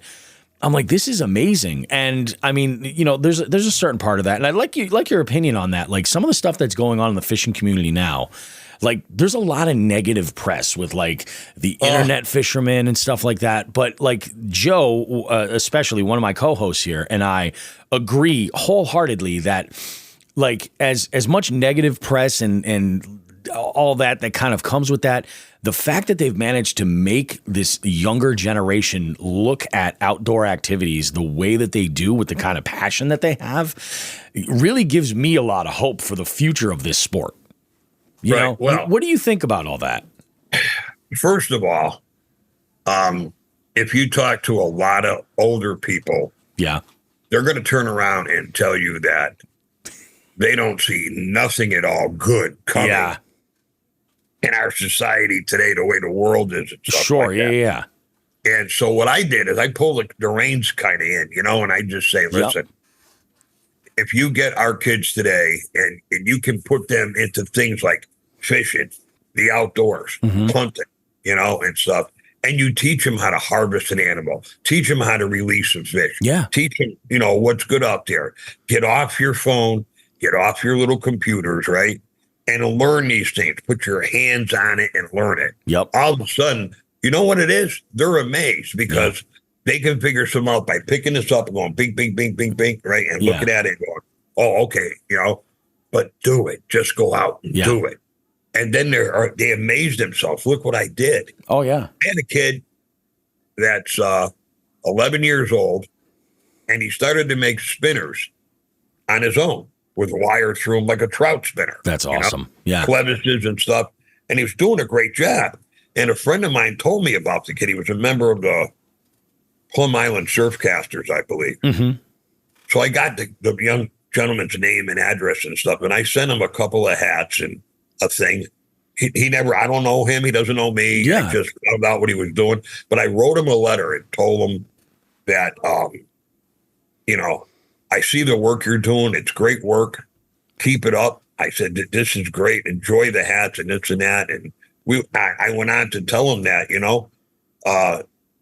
keep going in this industry and welcome to it, because you never know. You could end up like I did. Yeah, exactly.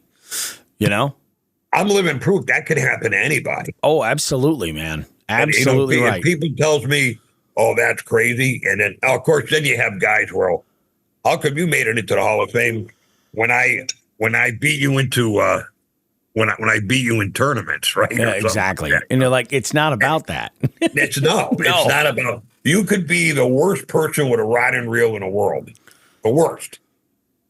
But it's what you do, the contributions that you make, not monetary. Yeah. The contributions that you make to your sport. Yep. Your time, your efforts, and what you do. Yeah. 100%. But getting back to your original question, how do I see the future of fishing? Yeah. If we don't bring most of the manufacturing back to the United States of America, fishing will die in this country. Yeah. I'm talking long term. Long term, yeah, for sure. For sure. Because, they're making so many lures a year allotted for the United States. Yep. When they sell out, right? Yeah. You're screwed. out. Yeah. Until that cycle goes around again. Yep. So what it's doing, it's creating greed amongst the fishermen. It's creating a lot of like, wow, you got 40 packs of those, right? I don't have any, or you know what I mean? Yep. Well, here, I'll sell you two, but you got to pay me $20 a bag instead exactly. of $10 then you get the crazy market influx of supply and demand. They did it with wooden lures, wooden plugs. Listen, I fished the surf with guys like Tony Stetsko, Tony Sciarappo, Mike DeSimone. These are names that a lot of these younger people won't even know.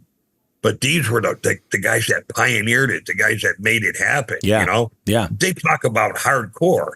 They think they're hardcore today if they're up at 2, 3, 4 in the morning. We used to be up for 4 or 5 days without sleep, pounding away on the beach, sleeping underneath the truck like homeless people. Yeah. You know what I mean?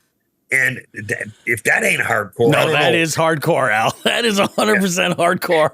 Because I think I'm hardcore. I'm sleeping in my nice cozy 4Runner with my mattresses in there and stuff. No, that is hardcore, Al. Yeah, because you're more intelligent than we were. But I was younger then.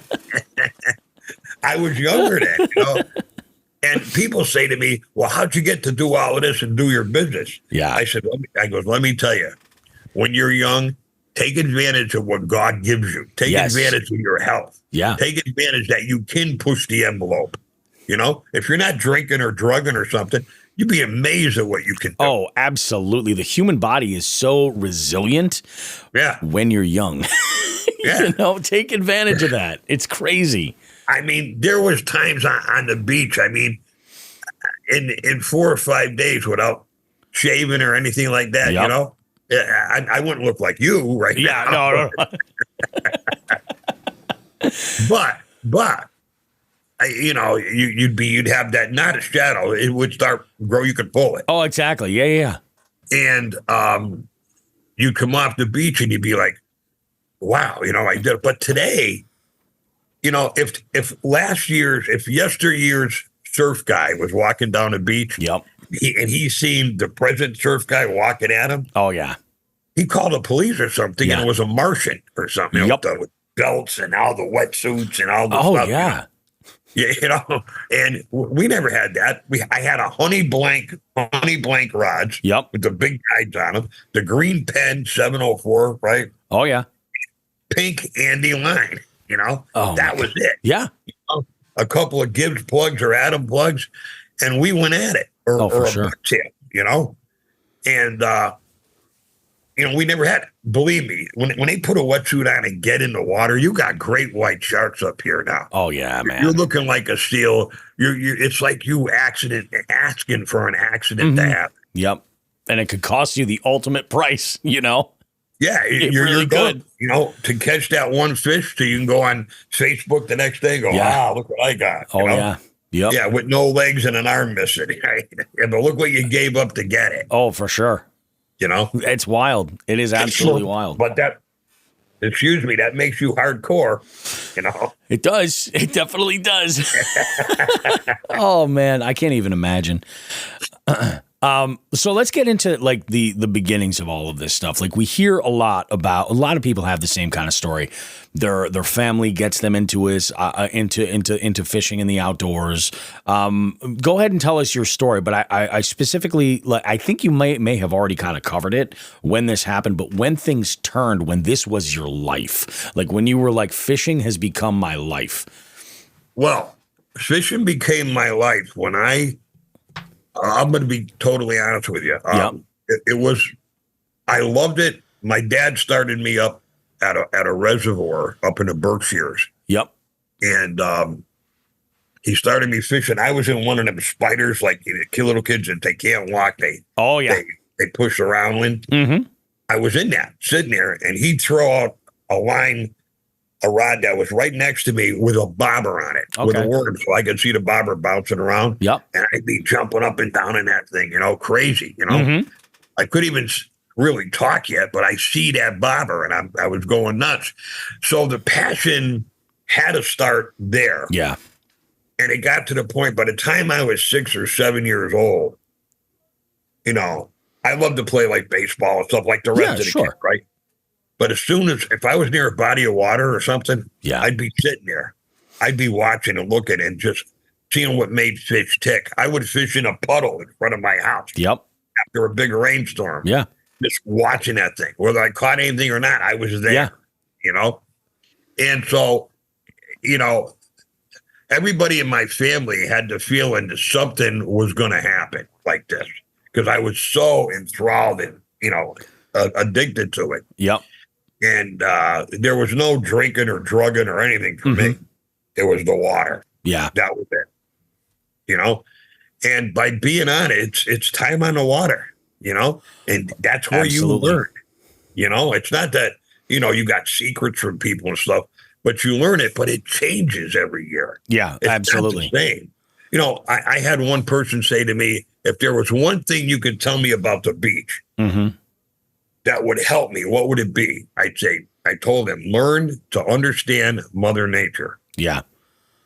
And they said, what do you mean? I said, I'll give you a couple of for instances. If you're driving down the beach at night or just at dusk, you see a fox, a raccoon, a skunk on that water line, eating, feeding, start fishing, because they can smell bait real good. Yeah. And when that bait's getting pushed in, then big fish are out there. Yep. Yeah. Or start fishing within that 100 yards before and after.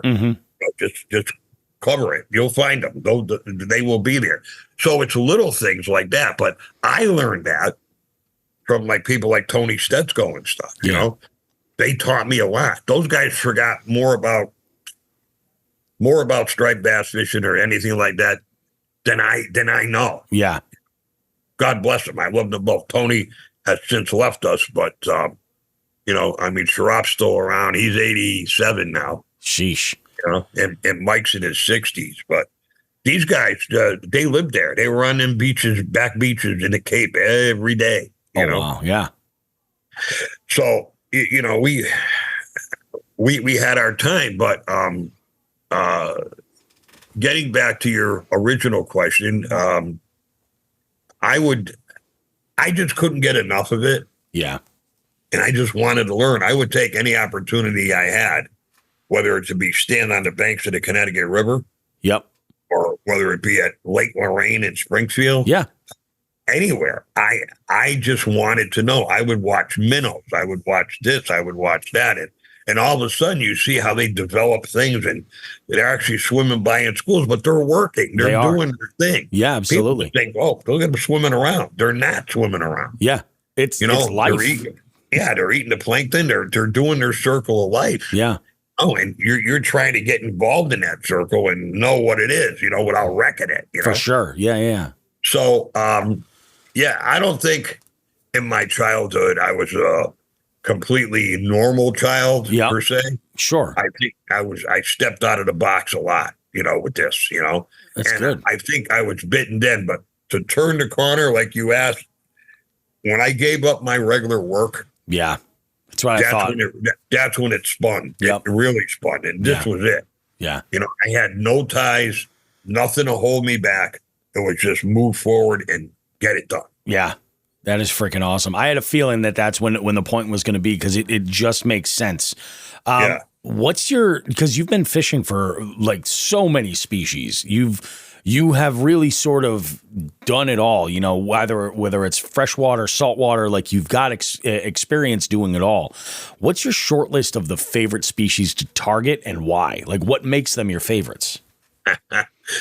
Well, a lot of people would probably say if they had a guess, it would be like striped bass, but it's not. Yeah. You're going to laugh at when I tell you what it is. It's catfish. Catfish? I wasn't expecting that. Really? No. What is it about catfishing? Well, people don't realize that catfish and carp are up here, and they're accessible to everybody. They are, yeah.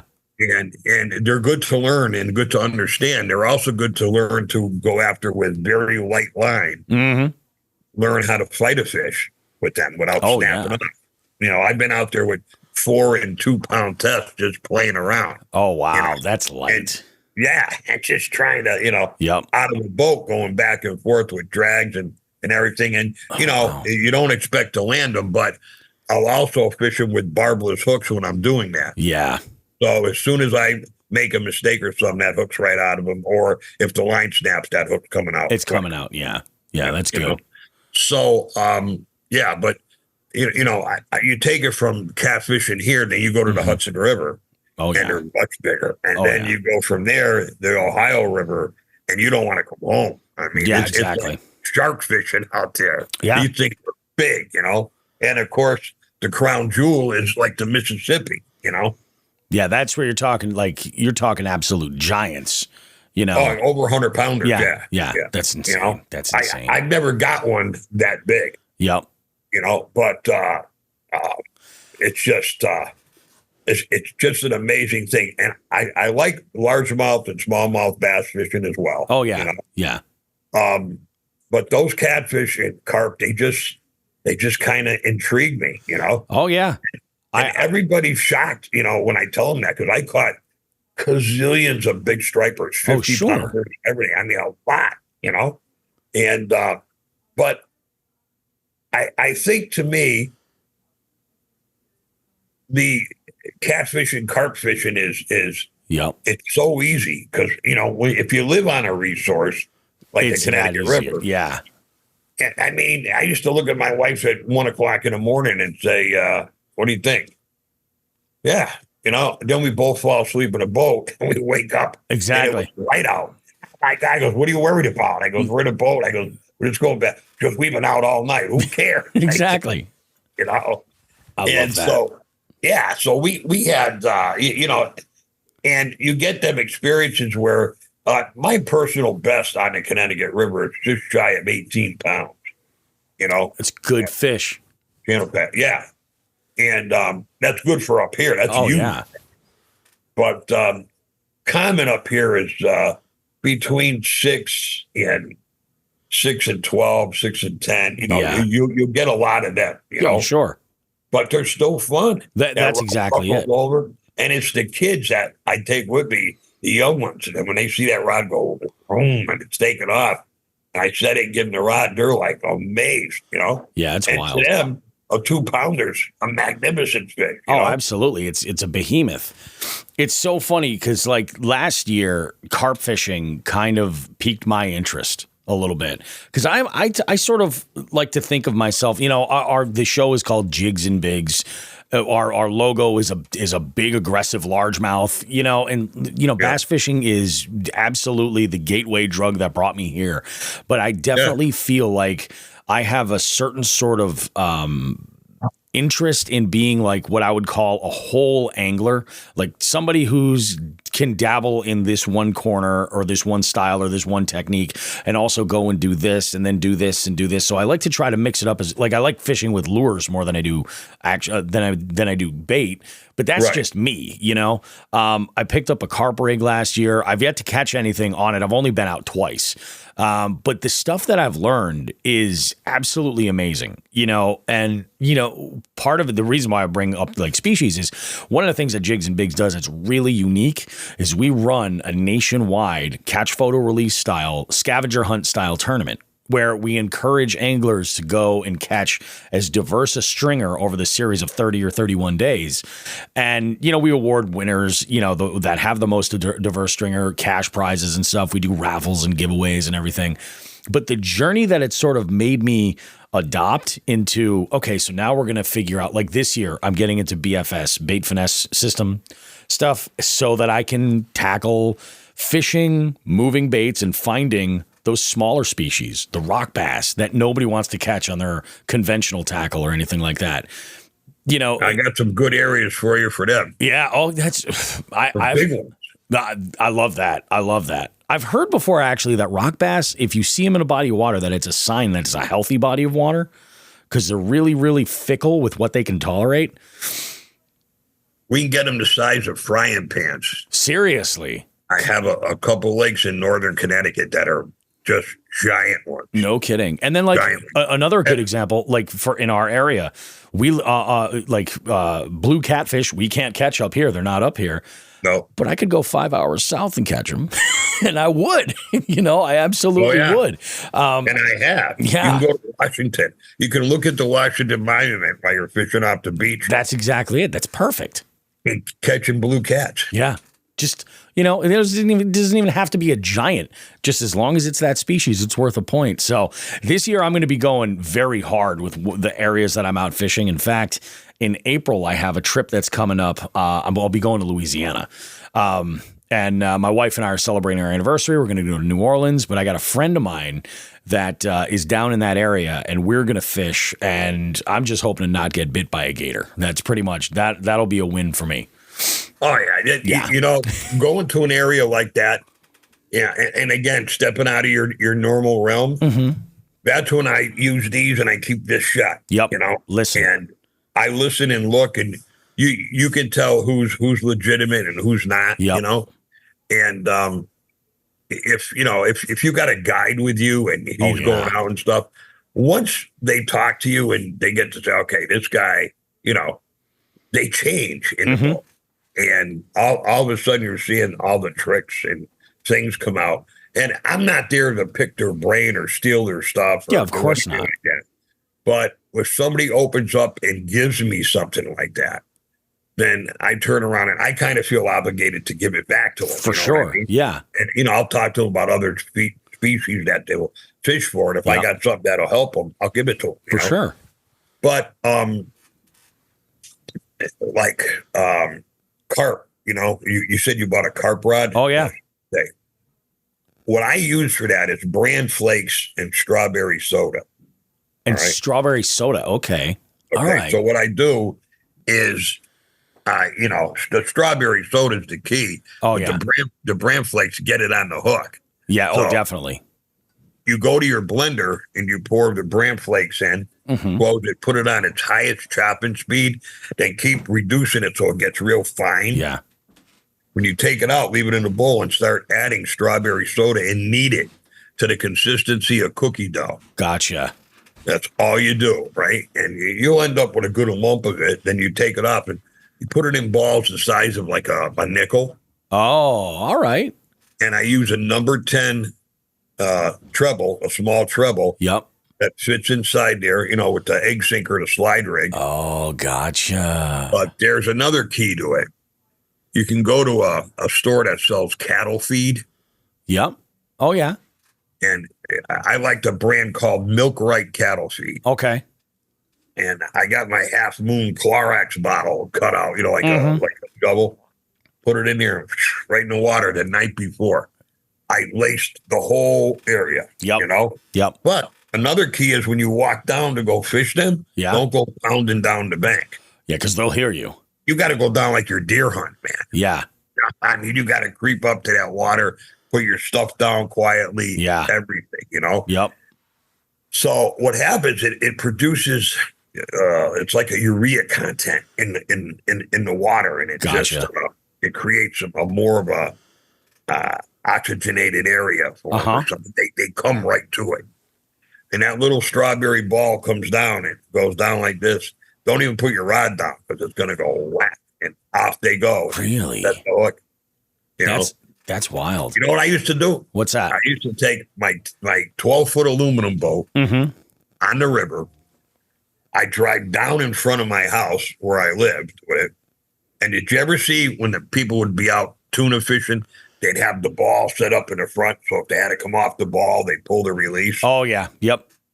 I'd take my fly rod with about 16 feet of really fine leader. Okay. Put the hook on, put the ball on, right?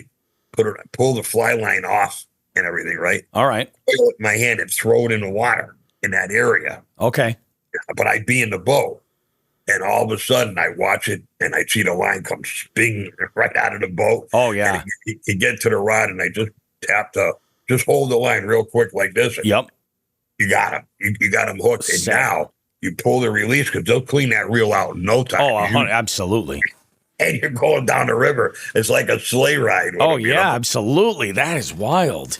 Yeah, and it's so much fun, And then, you go down, you're going to net them about 2 miles away from the ball. You know what I mean? By the time you get them. And you get them, take them out, put them back in the fight another day, go back to the ball quietly if you can. But you got a motor going, so it takes a little more time for everything to calm down. Oh, for sure. Hook up to the ball, right back in again, That's it. That's wild. I'm going to have to fool around with some of those ideas. It's funny. There's some of the lakes and ponds that I take my kayak out in. Even when I'm bass fishing, I'm always amazed by, I'll see a bunch of carp. And what I've noticed actually is there is a relationship to where I don't know necessarily what the carp are doing, but when they're grouped up and they're in a certain area, that's where I've found where I will get bit by better than usual size. Well, yeah, better than usual size bass. Like, yeah, if there's smallmouth in there, one specific lake I'm thinking of, that is exactly the case. And I think it might have had something to do with carp spawning, but I don't know if it's that they're kicking up debris in the water and maybe it gives a little, I'm not 100% sure of what it is, but there is a relationship there. When the carp comes up, they're coming up and shaking to get their eggs in position to come out. When you see them coming up and rolling and you'll always see them in weedy areas doing that. The smallies stay with them in there because when they shake and push the weeds around, the crayfish come darting out. Oh, that makes all the sense right there. Yeah. And so they're on it. So when you see them doing that stuff, don't be afraid to throw in around them if you're bass fishing. Yeah, absolutely. And then that makes even sense. Like, I mean, I could see where there's one spot that I'm thinking of specifically that I fish a lot, and there's some good carp population in there. And I'll see them from the kayak. I'm like, I'll mark one, and I'm like, that's huge. And I'll look, and maybe as the sun comes out, I'm like, all right, okay, I can see this is a carp, and it's huge.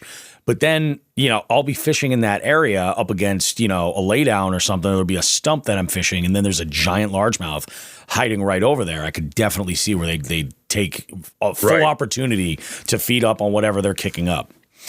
Yeah, that's pretty good. It's, and so many people, you'll hear me use the terminology, step out of the box a lot. Yeah. And I'll give you an example. I was on a boat one time by myself, and I'm drifting for bluefish, not bluefish. I was drifting for bass, but then the blues came in so thick, and you couldn't get a lure by him, you couldn't get an eel by him, you couldn't get nothing by him, right? So did you ever hear that expression? you can't see the forest through the trees. Oh, yeah. When you're looking. Yep. I'm standing there and I'm looking at this thing that can help me. It's sitting right in my boat. And I'm looking at it. Bing. My lunch bag, a brown paper bag. All right. Bag. Yeah. I took a live eel, put it in a lunch bag with the weight and everything, made a little half hitch, and had enough weight where I opened a spool and send the bag through the bluefish. They're not going to hit that bag all the way down to the bottom. Yep. By the time you get to the bottom, that bag dissipates. Yeah. It's all biodegradable. You just tug your line like one little thing like that, and then out comes the eel, and it's right in the lair of the bass. Yeah. It's already popped by the bluefish, Huh. And them big bass are right under them blues because they're chopping everything up and everything's going down. Yeah. And stripers are opportunists. They're not going to kill themselves to eat. Oh, absolutely. Yeah. If they don't have to. Yep. So that one paper bag. So now I'm on the boat. I'll have 50 bags with me. Small ones. Just in case. Yeah. You got to get through a school. I mean, if it happens, wild. I'm ready. Yeah. Yeah. That's a brilliant idea. That's really, really freaking, that's pretty awesome, man. So it's just stepping out of the box. Yeah. Yeah. And that's the beauty, I think, that I love about fishing so much is that I've always said since this show has been on is that as much as fishing is a science, like we're talking about, the biology of the species and how they react and their life cycle and like how we can capitalize on that. As much as it is a science, it's on the other hand, in the same amount, it's a 1-to-1 ratio. It's also an art.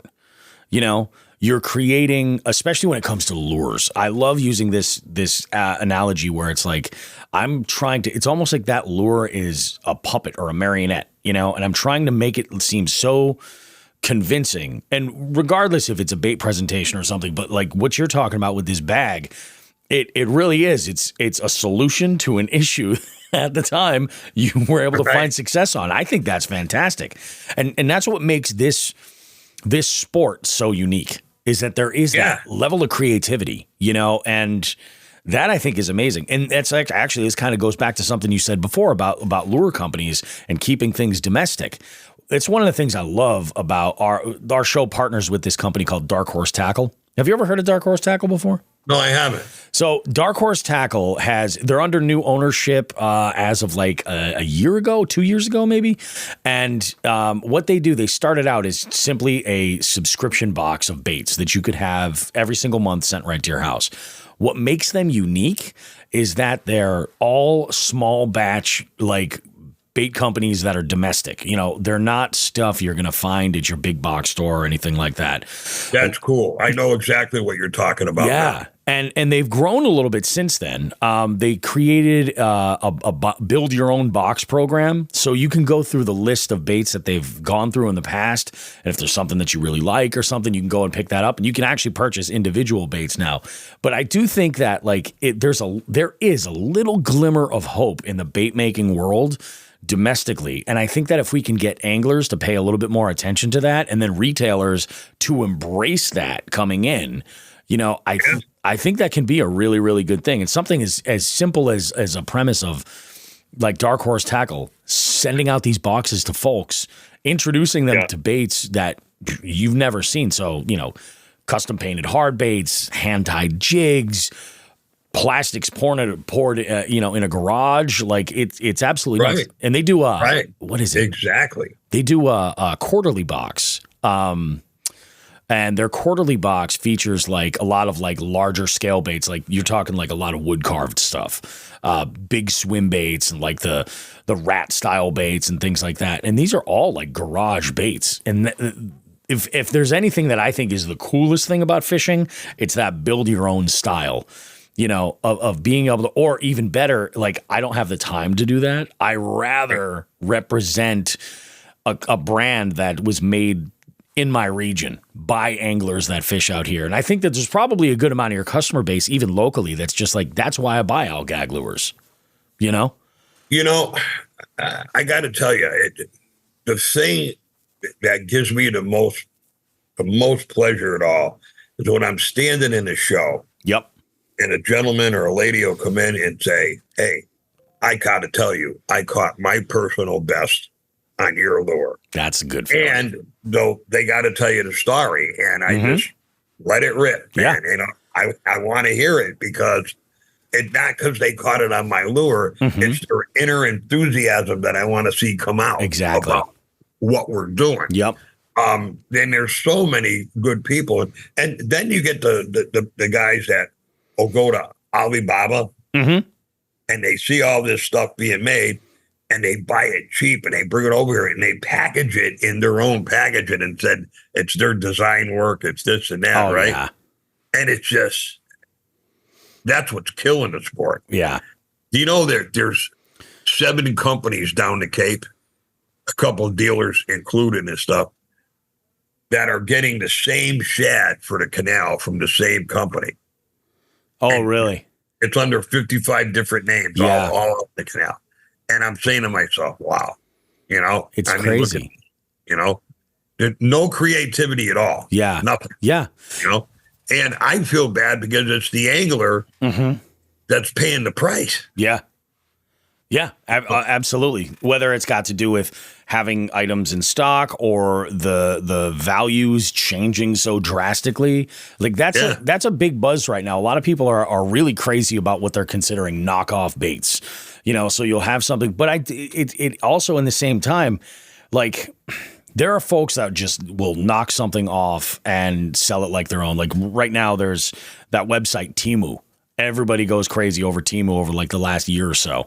And it's just the cheapest garbage baits I've ever seen. They're just terrible. Yeah. And I'll give you an example. Like there's a bait that people have purchased on it. People I know. And they're like, oh yeah, it's basically a Megabass Dark Sleeper. It works exactly the same. Now I have Megabass Dark Sleepers and I have this Temu that I've tried and I'm like, it definitely does not work exactly the same. The plastic doesn't react the same way. Nope. It's just, it's not as durable. It's going to get destroyed. You know, it's just, it's one of those things. But also I feel like at the same time, some of that like knockoff, sometimes you get these gems where somebody will take something and improve on it so much. Like in that same Dark Sleeper sort of category, like Z-Man just released their sort of version of it. I think they're calling it the Gobies is what it is or something like that. But what's different is it's their plastic. It's their proprietary stuff. So it's exactly, you know, so there is a little bit of room for like innovation in there. And like, if we celebrate that innovation, I think that's going to do well for the angler long term. I just became a competitor with myself. I mean, I developed the whippet eel, right? Oh, that's right. Yeah. And then I developed a regular eel that you kind of Texas rig. Yep. But I made it very dense, so it runs under its own weight. There's no head, there's no lead, there's nothing that has to go with this. Oh, really? Okay. Like my 12-incher weighs 2 ounces. Oh, wow. My 7-incher weighs 0.9 ounces. And I'm working on a nice 5-incher now, smaller one. Yeah. For largemouth, albies, all that kind of stuff. And that's going to weigh a little more than a half of an ounce. No kidding. Being 5 inches long. Yeah, 5 inches. Yeah. And still slow sink, but you can whale it out there, you know? Yeah. And getting back to the lures and stuff that you were talking about,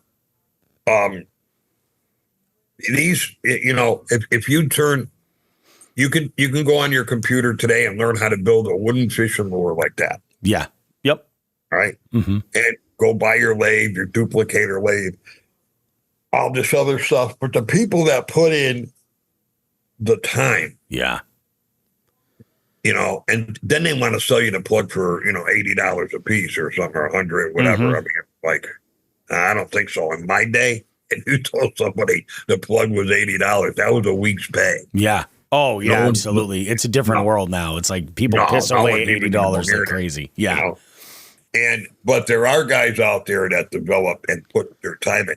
I was thrilled because a gentleman by the name of Elliot Thomas, who owns 24/7 lures, you know, took my whole line and is doing a magnificent job. I mean, he's really putting the time, putting the love into the baits, putting everything in there. And I just sit back and I'm like, yes, sir. That's the best. Yeah. And then when I sold my other company, my Gags Grabber company, Yep. that just went just like that. No kidding. I know that half of the moles and stuff and everything that we created are sitting under a tarp somewhere outside. Oh, no kidding. Broke my heart because I had that Mambo minnow, the floating rattling poppers. We were the first people to make rattling poppers that, then Johnny Storm took it and stuff. And everything. Yeah. Years after that, then Smack It came out with the stuff that rattled. And, it just, I'm not saying we were front runners and first at everything because we weren't. For sure. But I can tell you, we put a lot of thought and unique stuff like the Bluefish Bomb and all that other stuff. That was all ours, That's awesome, man. Yeah. We were instrumental in a lot of different stuff out there. But, you can't sit and you can't cry over spilt milk. No, for sure. I hope anglers out there, educate themselves enough where, all this junk that's coming into the country, and it is junk. I mean, all people care about is making that almighty dollar. Yeah. When someone leaves my booth with lures at a show, I know what they got. Yeah, exactly. And I'm proud of what they got. Yep. And I know they're going to come back. Yeah. But, you see the people and a lot of people, 70% don't know any better. And it's sad. Oh, yeah. The majority. And you nailed it right there, because when you look at the number of fishing licenses that are sold every year, and then you look at the percentage of the folks that are like really like deep dive, and let's take tournament anglers. That's a really small community. It's not as large as they think it is. Like, are there lots of tournament trails all over the country? Absolutely there are. But I think for every tournament angler, there's probably 10 recreational anglers. Listen, that tournament stuff, Bob, is going by the wayside. The average guy can't afford the boats anymore. Oh yeah, a lot of that stuff is absolutely bananas. Even a tracker is almost out of people's realms right now. Yeah, it's gotten like 50% price increase. Like, it really is kind of nuts. The smart boat company, the smart manufacturer would take a step back and say, what can I really develop a boat for? And what is a good margin that I can work on and keep these guys really going? Like, if a guy can come home and say, honey, I can buy a brand new tracker with a 60 on it for $15,000, right? You're going to sell them. Yeah. Or 20. You're going to sell them. Oh, yeah. Now, go look at a new Skeeter or a Ranger or a Phoenix or one of them bass boats. Oh, my God. Yeah, you're looking at $80,000, $100,000 plus, easy. Plus, I mean, you're going over 100 if you start adding your stuff to it. So, to me, they can keep it. Yeah. I don't have to be the fastest boat on the water. I don't have to be whatever, And, but you're right. That's a small portion of the fishing community. Yeah. I like the guy that goes to work every day, gets up on the Saturday morning, has his wife with him or his son or daughter, and he gets in that boat and he's going fishing. He's going to the Quabbin, or he's going here, or he's going there, right? Yep. And he enjoys his time out there, and he's after. But I want that guy to make sure he's got the right stuff. Yep. That he's got the good stuff. Exactly. Stuff he should have, And it's kind of hard. And I don't want to sound like I'm outspoken on this, but I just see it because I'm in it. Yeah. Yeah. Oh, absolutely. And, it's aggravating, Definitely. I have a lot of guys that do hand pour stuff, and I buy my baits that I fish with personally that I don't make or anything from them. Oh, yeah. There's certain teams I like, and Zoom is still made here, and I work with them if I need something, Oh, yeah. And other than that, it's pretty much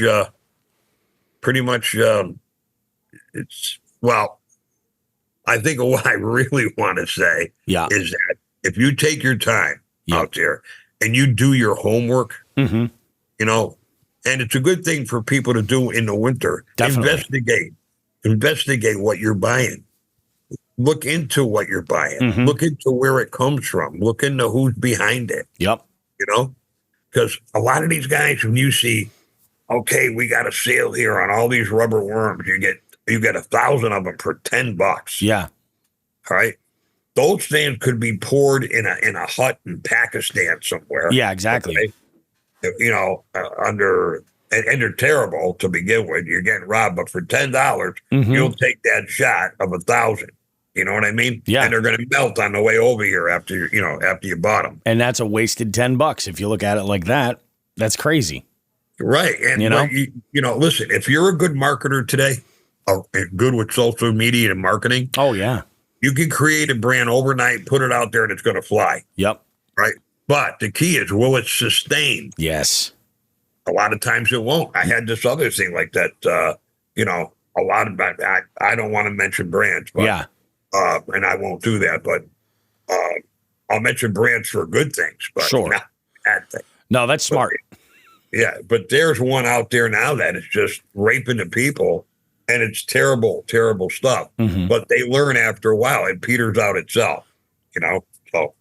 It's like what did I say? That's like it's just Darwinism at its finest. Like, there is no sustainability for a low tier quality overall. I see this all the time in with business. You see people undercutting each other. Like, I can do it cheaper. I can do it cheaper. I can do it cheaper. It's like, well, you're losing but now you need a part-time job to compensate for the money that you're like, right. What's the point of working for yourself? It's crazy to me. This is awesome, Al. We have on this show, we sort of have like a cornerstone, like wrap up question that we have. And really this show was born on the idea of fishermen just sharing stories. That's really what it's all about. The interview segment has always kind of been about that right there. And I developed this question because I love the way that it works. I want 2 stories from you. So I want you to imagine like you're at like an event, like a wedding or something, and they're like, oh my God, it's Al Gag. Holy cow. Al, tell me your best fishing story. Like, what's that story of that catch that you're going to lead with? And for some folks, it's a personal best. For some folks, it's a story where like everything just went crazy, but they were able to like save the day at the end, like something like that bag on the eel. It can be anything. But on the other side, and this is the difficult side of the question to ask, is the biggest sort of where it all went to shit and there was no saving it. And of course, that's difficult because every angler out there who's fished once has at least a dozen stories when it all went to hell. Yeah. Well, I have so many because I've been to so many places. Exactly. But I'll give you a good one. And again, I won't mention names of the Sure. businesses, but a friend of mine owns a big charter service in Florida. Nice. A large one. Okay.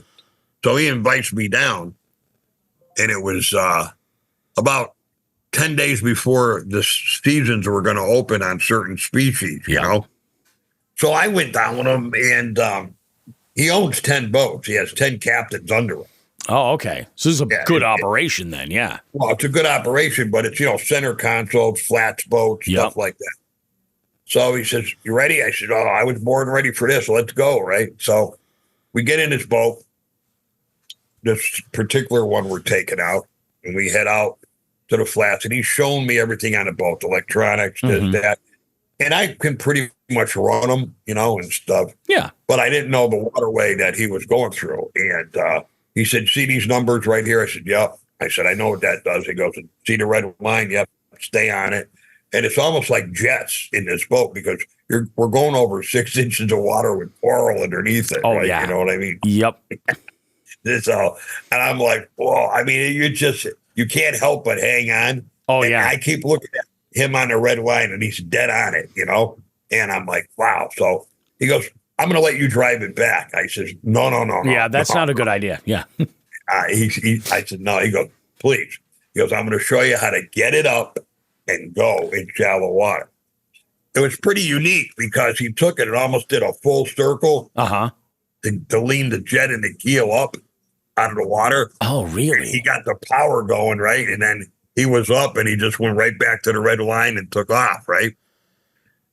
So I steered it, drove it home and stuff. The next morning he gets up and he says to me, come on. He says, we're going out. He goes, do me a favor, untie the boat, back it out. He goes, you're driving all the way out. All right. I says, he goes, punch in electronics. So I knew how to turn it on and punch in, where we came from and what we did and how to return, and out I go with him, right? And I'm driving along and out we go. And, it was weird. I should have known something was up because we got out there.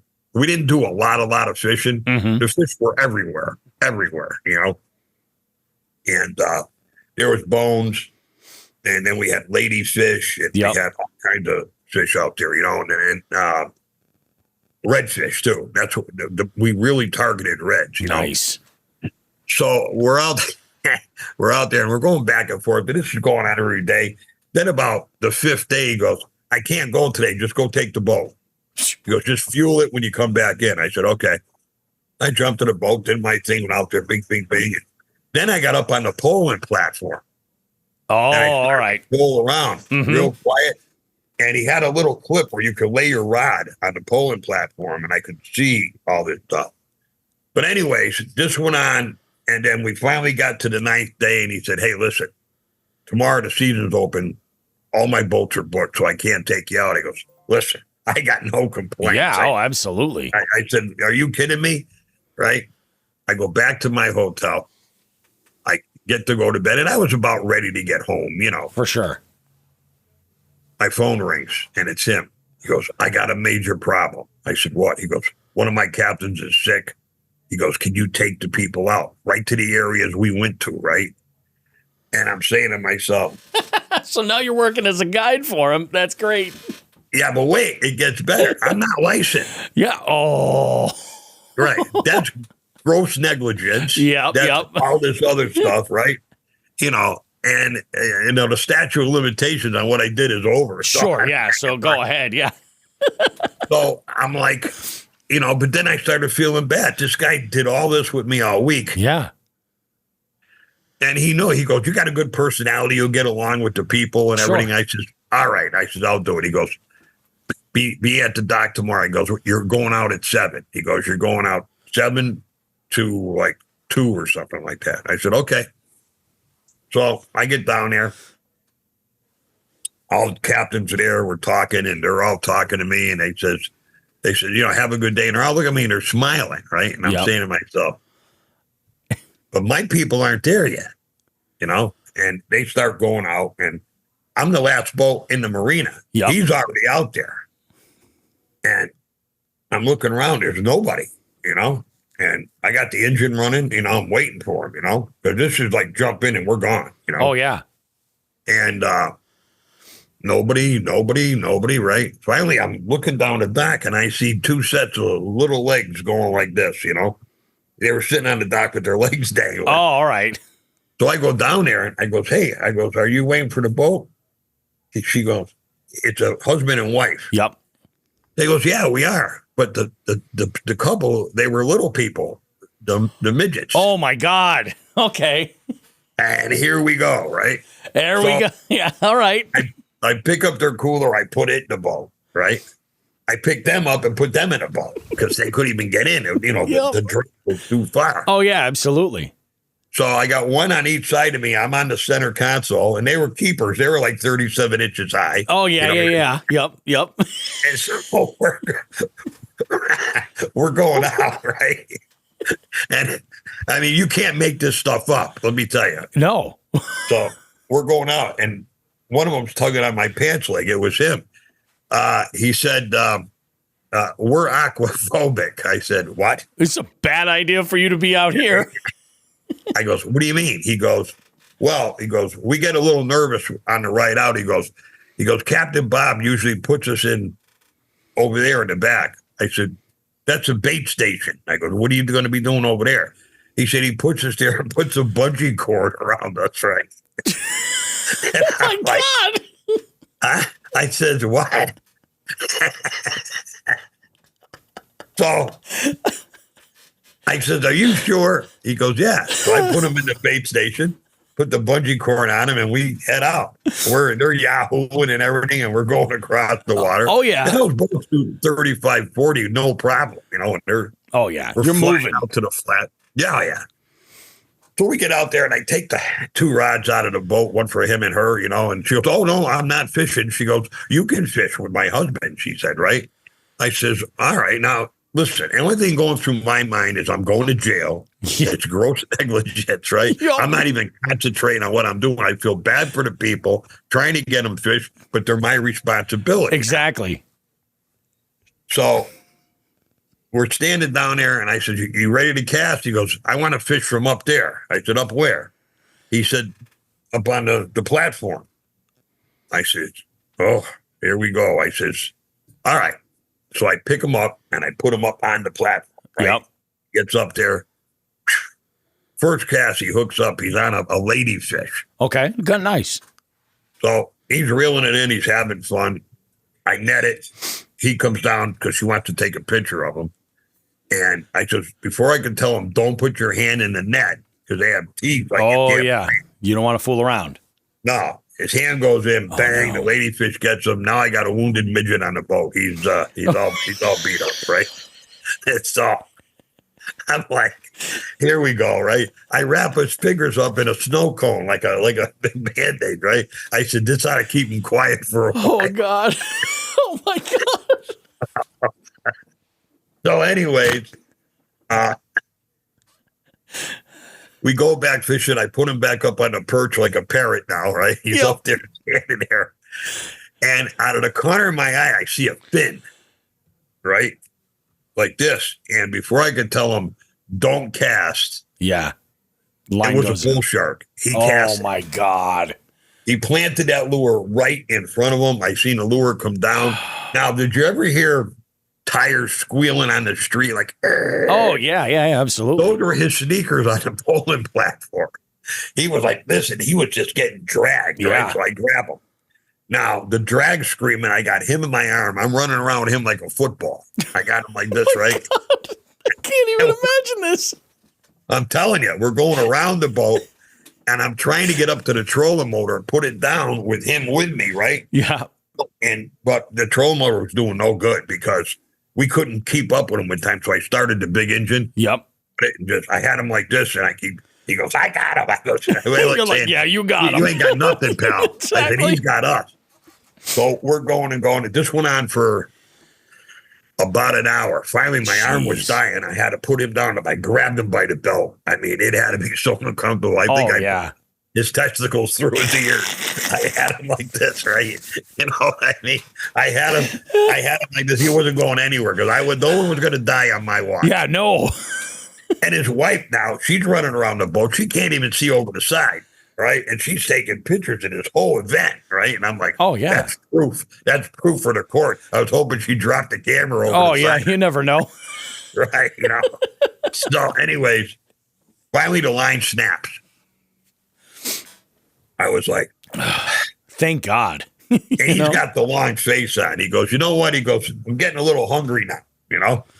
I said, really? He goes, yeah. He goes, I think I'm going to have something to eat. Now, this cooler, mind you, I don't know how both of them carried it down there because it was like a coffin. I think that's their house. They get in it after. Oh, my God. So they pulled this grinder out of the cooler that had to be 3 feet long. And he's holding it like a torpedo, and he's gnawing on one end. And he said, "Hey, care to start on the other end?" I go, "No, I'm okay. I'm good, thank you." Yeah. And then he puts it down. He goes, he says, "I got to go to the bathroom." Right. I said, "Go ahead," but he can't reach over the side. Oh no! Don't tell me he's standing up on the platform. No, I had to hold him. His feet were on the gunwale. Right. Out comes the unit, right? He looked like a horse, and his wife smiling and everything over there, right? I says, "Oh my God," right? So he's going, he gets that done, and it was funny because it was like I had a lawn jockey. Yeah. You know yeah. So we went up there. We caught a ton of fish, and that was it. And we headed back in. So we get back in, and they're all waiting for me because they knew who I had. Everybody did, right? Oh yeah. Like it was an initiation. That's what I was thinking. I'm like, is he being set up? What's going on here? Well, I was looking for cameras and everything. Oh yeah. And I says, we get in there. Bobby comes on. He goes, "How was the trip?"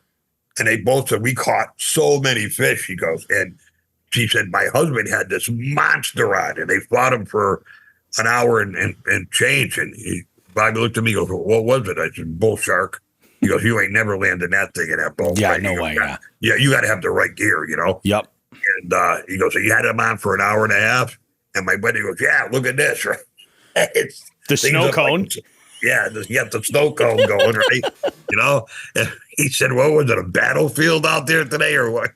I said, "No, it was good." So they said to him, "Hey, we want to go out with Captain Al tomorrow." I goes, "Captain Al's flying back to Massachusetts tonight." Yeah. I would have never, ever, ever got in that boat again. No way. Yeah. No way. I mean, that was my fishing illegal thing that I've ever done in my life. And I didn't take any money. Didn't take any money. There you go. So you can't say I got paid to guide them because I didn't take money. That's true. That's true. That is, Al, no bullshit. I'm going to go on record saying that is the best story I've ever heard on this show. In 203 episodes, 204 episodes. Holy Jesus. That was amazing. Well, you asked for it. I got 20 others like it, but I love it. I love it, man. That is absolutely fantastic. Wow. And is that a story you tell often? Like, do people, like, if they're going to hear this, they're going to know it, or is this going to be eye-opening for some folks? No, there's a lot of people that have heard the midget story through a lot of the seminars I have done. Perfect. And I have people where I've gone back to clubs, and the first thing they do is, "Al, you got to tell the midget story." Oh my God. I said, I goes, "What do you got, the Coast Guard sitting in the back or something like that?" Right. That is wild. That is absolutely wild. Thank you, Al. I appreciate you so much, man. Thank you very, very much for being a part of the show. I am looking so forward to the Sportsman Show coming up.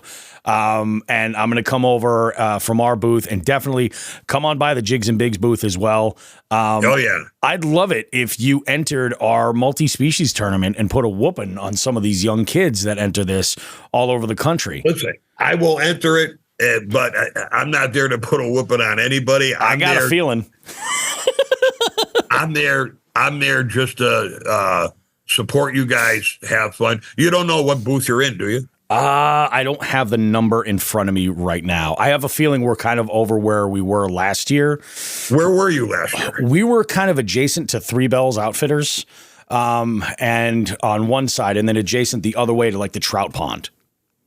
Oh, so you were down towards Dunkin' Donuts. Yes, kind of that end. Yep. All right. Along that wall. If you follow that wall by the trout pond all the way back up, you'll go right over to your spot. I'm right there. Yeah. Beautiful. Yeah, absolutely, man. I'm looking forward to it. It's going to be a great show for all the listeners. Go and go to the Sportsman Show this year. If you're in the Springfield area, you can. There is not a better value if you value the outdoors at all than to go to this event. There's even more fishing stuff than there have been over the past few years being added in here, and there's a little something for everybody. Talk to guides, talk to bait makers, talk to retailers, talk to the guys with the campers. Like, they know they're getting my money someday. They know it's coming. Maybe not this year. Maybe not this year. This year I'm kind of leaning like maybe let's look at some boats, but we'll figure it out. But Al, this is absolutely awesome, man. I appreciate you. Congratulations again on the induction into the Freshwater Fishing Hall of Fame, which is just, monumental and amazing. Again, another round of applause. Do me a favor if you could. You can you can text me or email me just a picture of you holding an absolute giant, because we'll use it for the cover art of this episode. Yeah, I'm trying to think. An absolute giant. I'm going to look a lot younger. That's okay. No, that's fine. Yeah, go old school with it. I like that. That's awesome.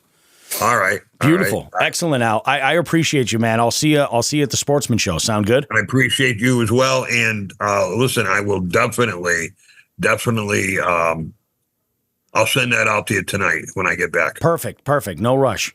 This will drop next Tuesday. This episode is going to drop next Tuesday, and I'll make sure to send you a link to our. Are you iPhone or Android user? iPhone. I'll send you a link to go directly to Apple Podcasts, and you can listen to it right there. Oh, beautiful! Excellent. Or you can send me a link like this. I'd like the bigger screens. That. Oh yeah. I hear you. Well, that's the thing about this show. It's audio only. Like none of the video is going to be seen. This is just for you and I for reaction. But I'll send it to you. I'll send you a link on Spotify, and you can do what you like with it. Well, we should have We should have picked on Dougie if he's going to hear this. Oh, I can't do that. I love Doug. Doug takes good care of the show. He's a good guy. No, he is. He's great. Doug, he's a good guy. And, although he was busting my balls a little bit about for all the years I lived in Belchertown and fished the Swift River, until this last year, I never caught anything at the Swift.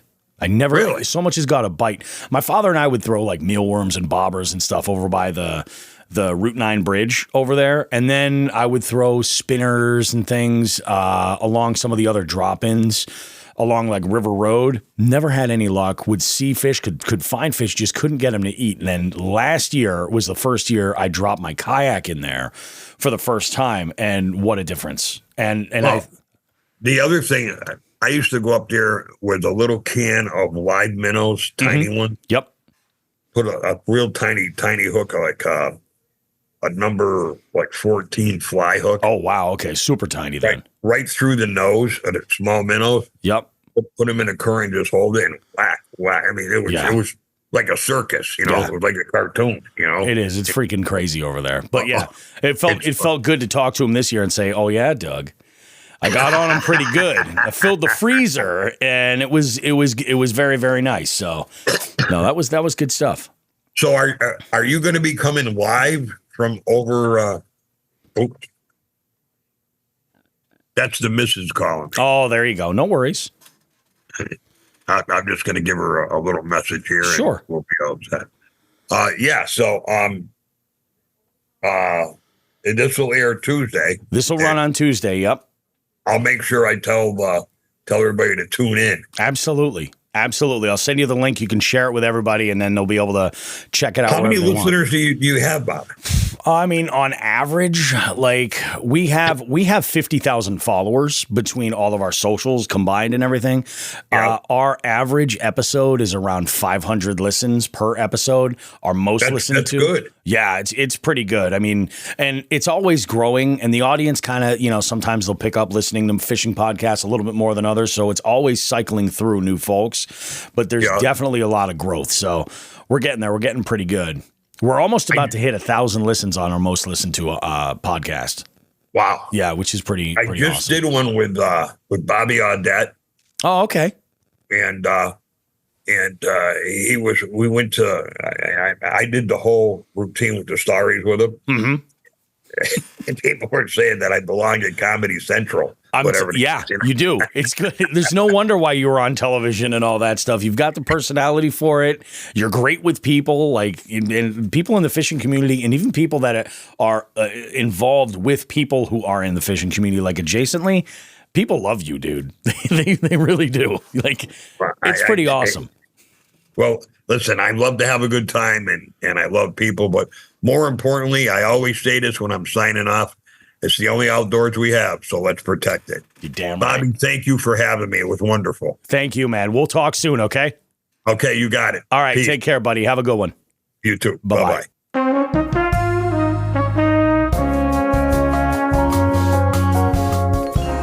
Well, we're doing it, guys. It is an amazing, amazing show. We had an amazing, amazing interview. Al Gag delivered, and I do think that Al fits right in the Jigs and Bigs family far better than I ever expected him to. When we had our initial phone call in the green room, or actually, it was when we were having our conversation. I said to him, I was like, "Now listen, I go, I'll let you know when this show gets released, but I go, you got to understand that we are 3 degenerate human beings that host this program, and we put it out regularly, and for some amazing reason, people actually listen to us and engage with us. And for that, I love them. And I said, this show might not be right up your alley. And he was like, oh, Bobby, I'm a complete degenerate too. Don't worry about it. It's fine. I said, okay, good. And after he got to that story, I was like, welcome to the family, Uncle Al. Welcome to the family. A great show. Let's talk. Obviously, you guys can go and see Al at the Springfield Sportsman Show, which is happening February the 23rd through the 25th, and you are not going to want to miss that. Friday, February 23rd from noon to 5, 9 to 7 on Saturday on the 24th, and then on Sunday, 10 to 5. You're not going to want to miss it. At the Springfield Sportsman Show, we always have a great time. We've got the Long Island Shark Man making an appearance there. We've got Dave Pickering doing a really, really good seminar. We've got, who else? Al Gag is going to be there. He's a featured exhibitor. Stop by and say hi to Al for sure. You're going to love it. We've got Edward Snyder as another featured exhibitor doing some fly fishing stuff. Who else do we have in here that's got we got Skip Bryan, of course. And we've got Captain Jerry Sparks, Paul Beauregard, Ashley Wishall, all kinds of folks that are coming out for some really, really good content. And of course, we've got Matt Tempesta as well at the Springfield Sportsman Show. So get your tickets for the money. You can't. This is the 40th annual too. Get your tickets now. Admission's $15. Kids 6 to 12 are $5, and under 6 they're free. Come on out, bring the family, buy some jerky, and book a trip with a guide. Do something interesting, do something fun. Check out some really amazing outdoors products, and you're gonna absolutely love it. So we will have our booth there, saying hi to some folks. We're gonna be talking big time about the 2024 multi-species scavenger hunt series that is kicking off in April. We've already got like 10 anglers logged in and connected, ready to go. So, and a bunch of these are new folks, some returning into it, which I am stoked. I can't wait for this to take off. It's going to be a whole lot of fun. We are going to do, in fact, I got to get my hands on, I'd like to find like a plush largemouth if I can, because I want to do some demos on measuring fish. Like if I could find like a plush largemouth, or even better, like a squeaky one, or the Billy Bass from the wall, and take the board off and just put it on the catch board. I want to have that on display. It's like, yeah, this is how you take a picture. This is how you do it. Maybe we should get a wading pool, and I'll bring my Ascend, and we'll just sit in there and then have a live fish flopping around in the pool. No, maybe not. Maybe not. Maybe we won't do that. But maybe we'll have a nice. Oh, Bass Pro does have them. Okay. Well, actually, you know what? Maybe I'll find one at the expo today. Maybe the only thing that hasn't been sold out. Stay away from the fish tank. Okay, I will. I will. Wink, wink. Guys, I think this is an amazing show. I got an expo to go to. I got to go pick up my boy. He should be available in about 30 minutes. This is going to be good. We're going to have ourselves a good time.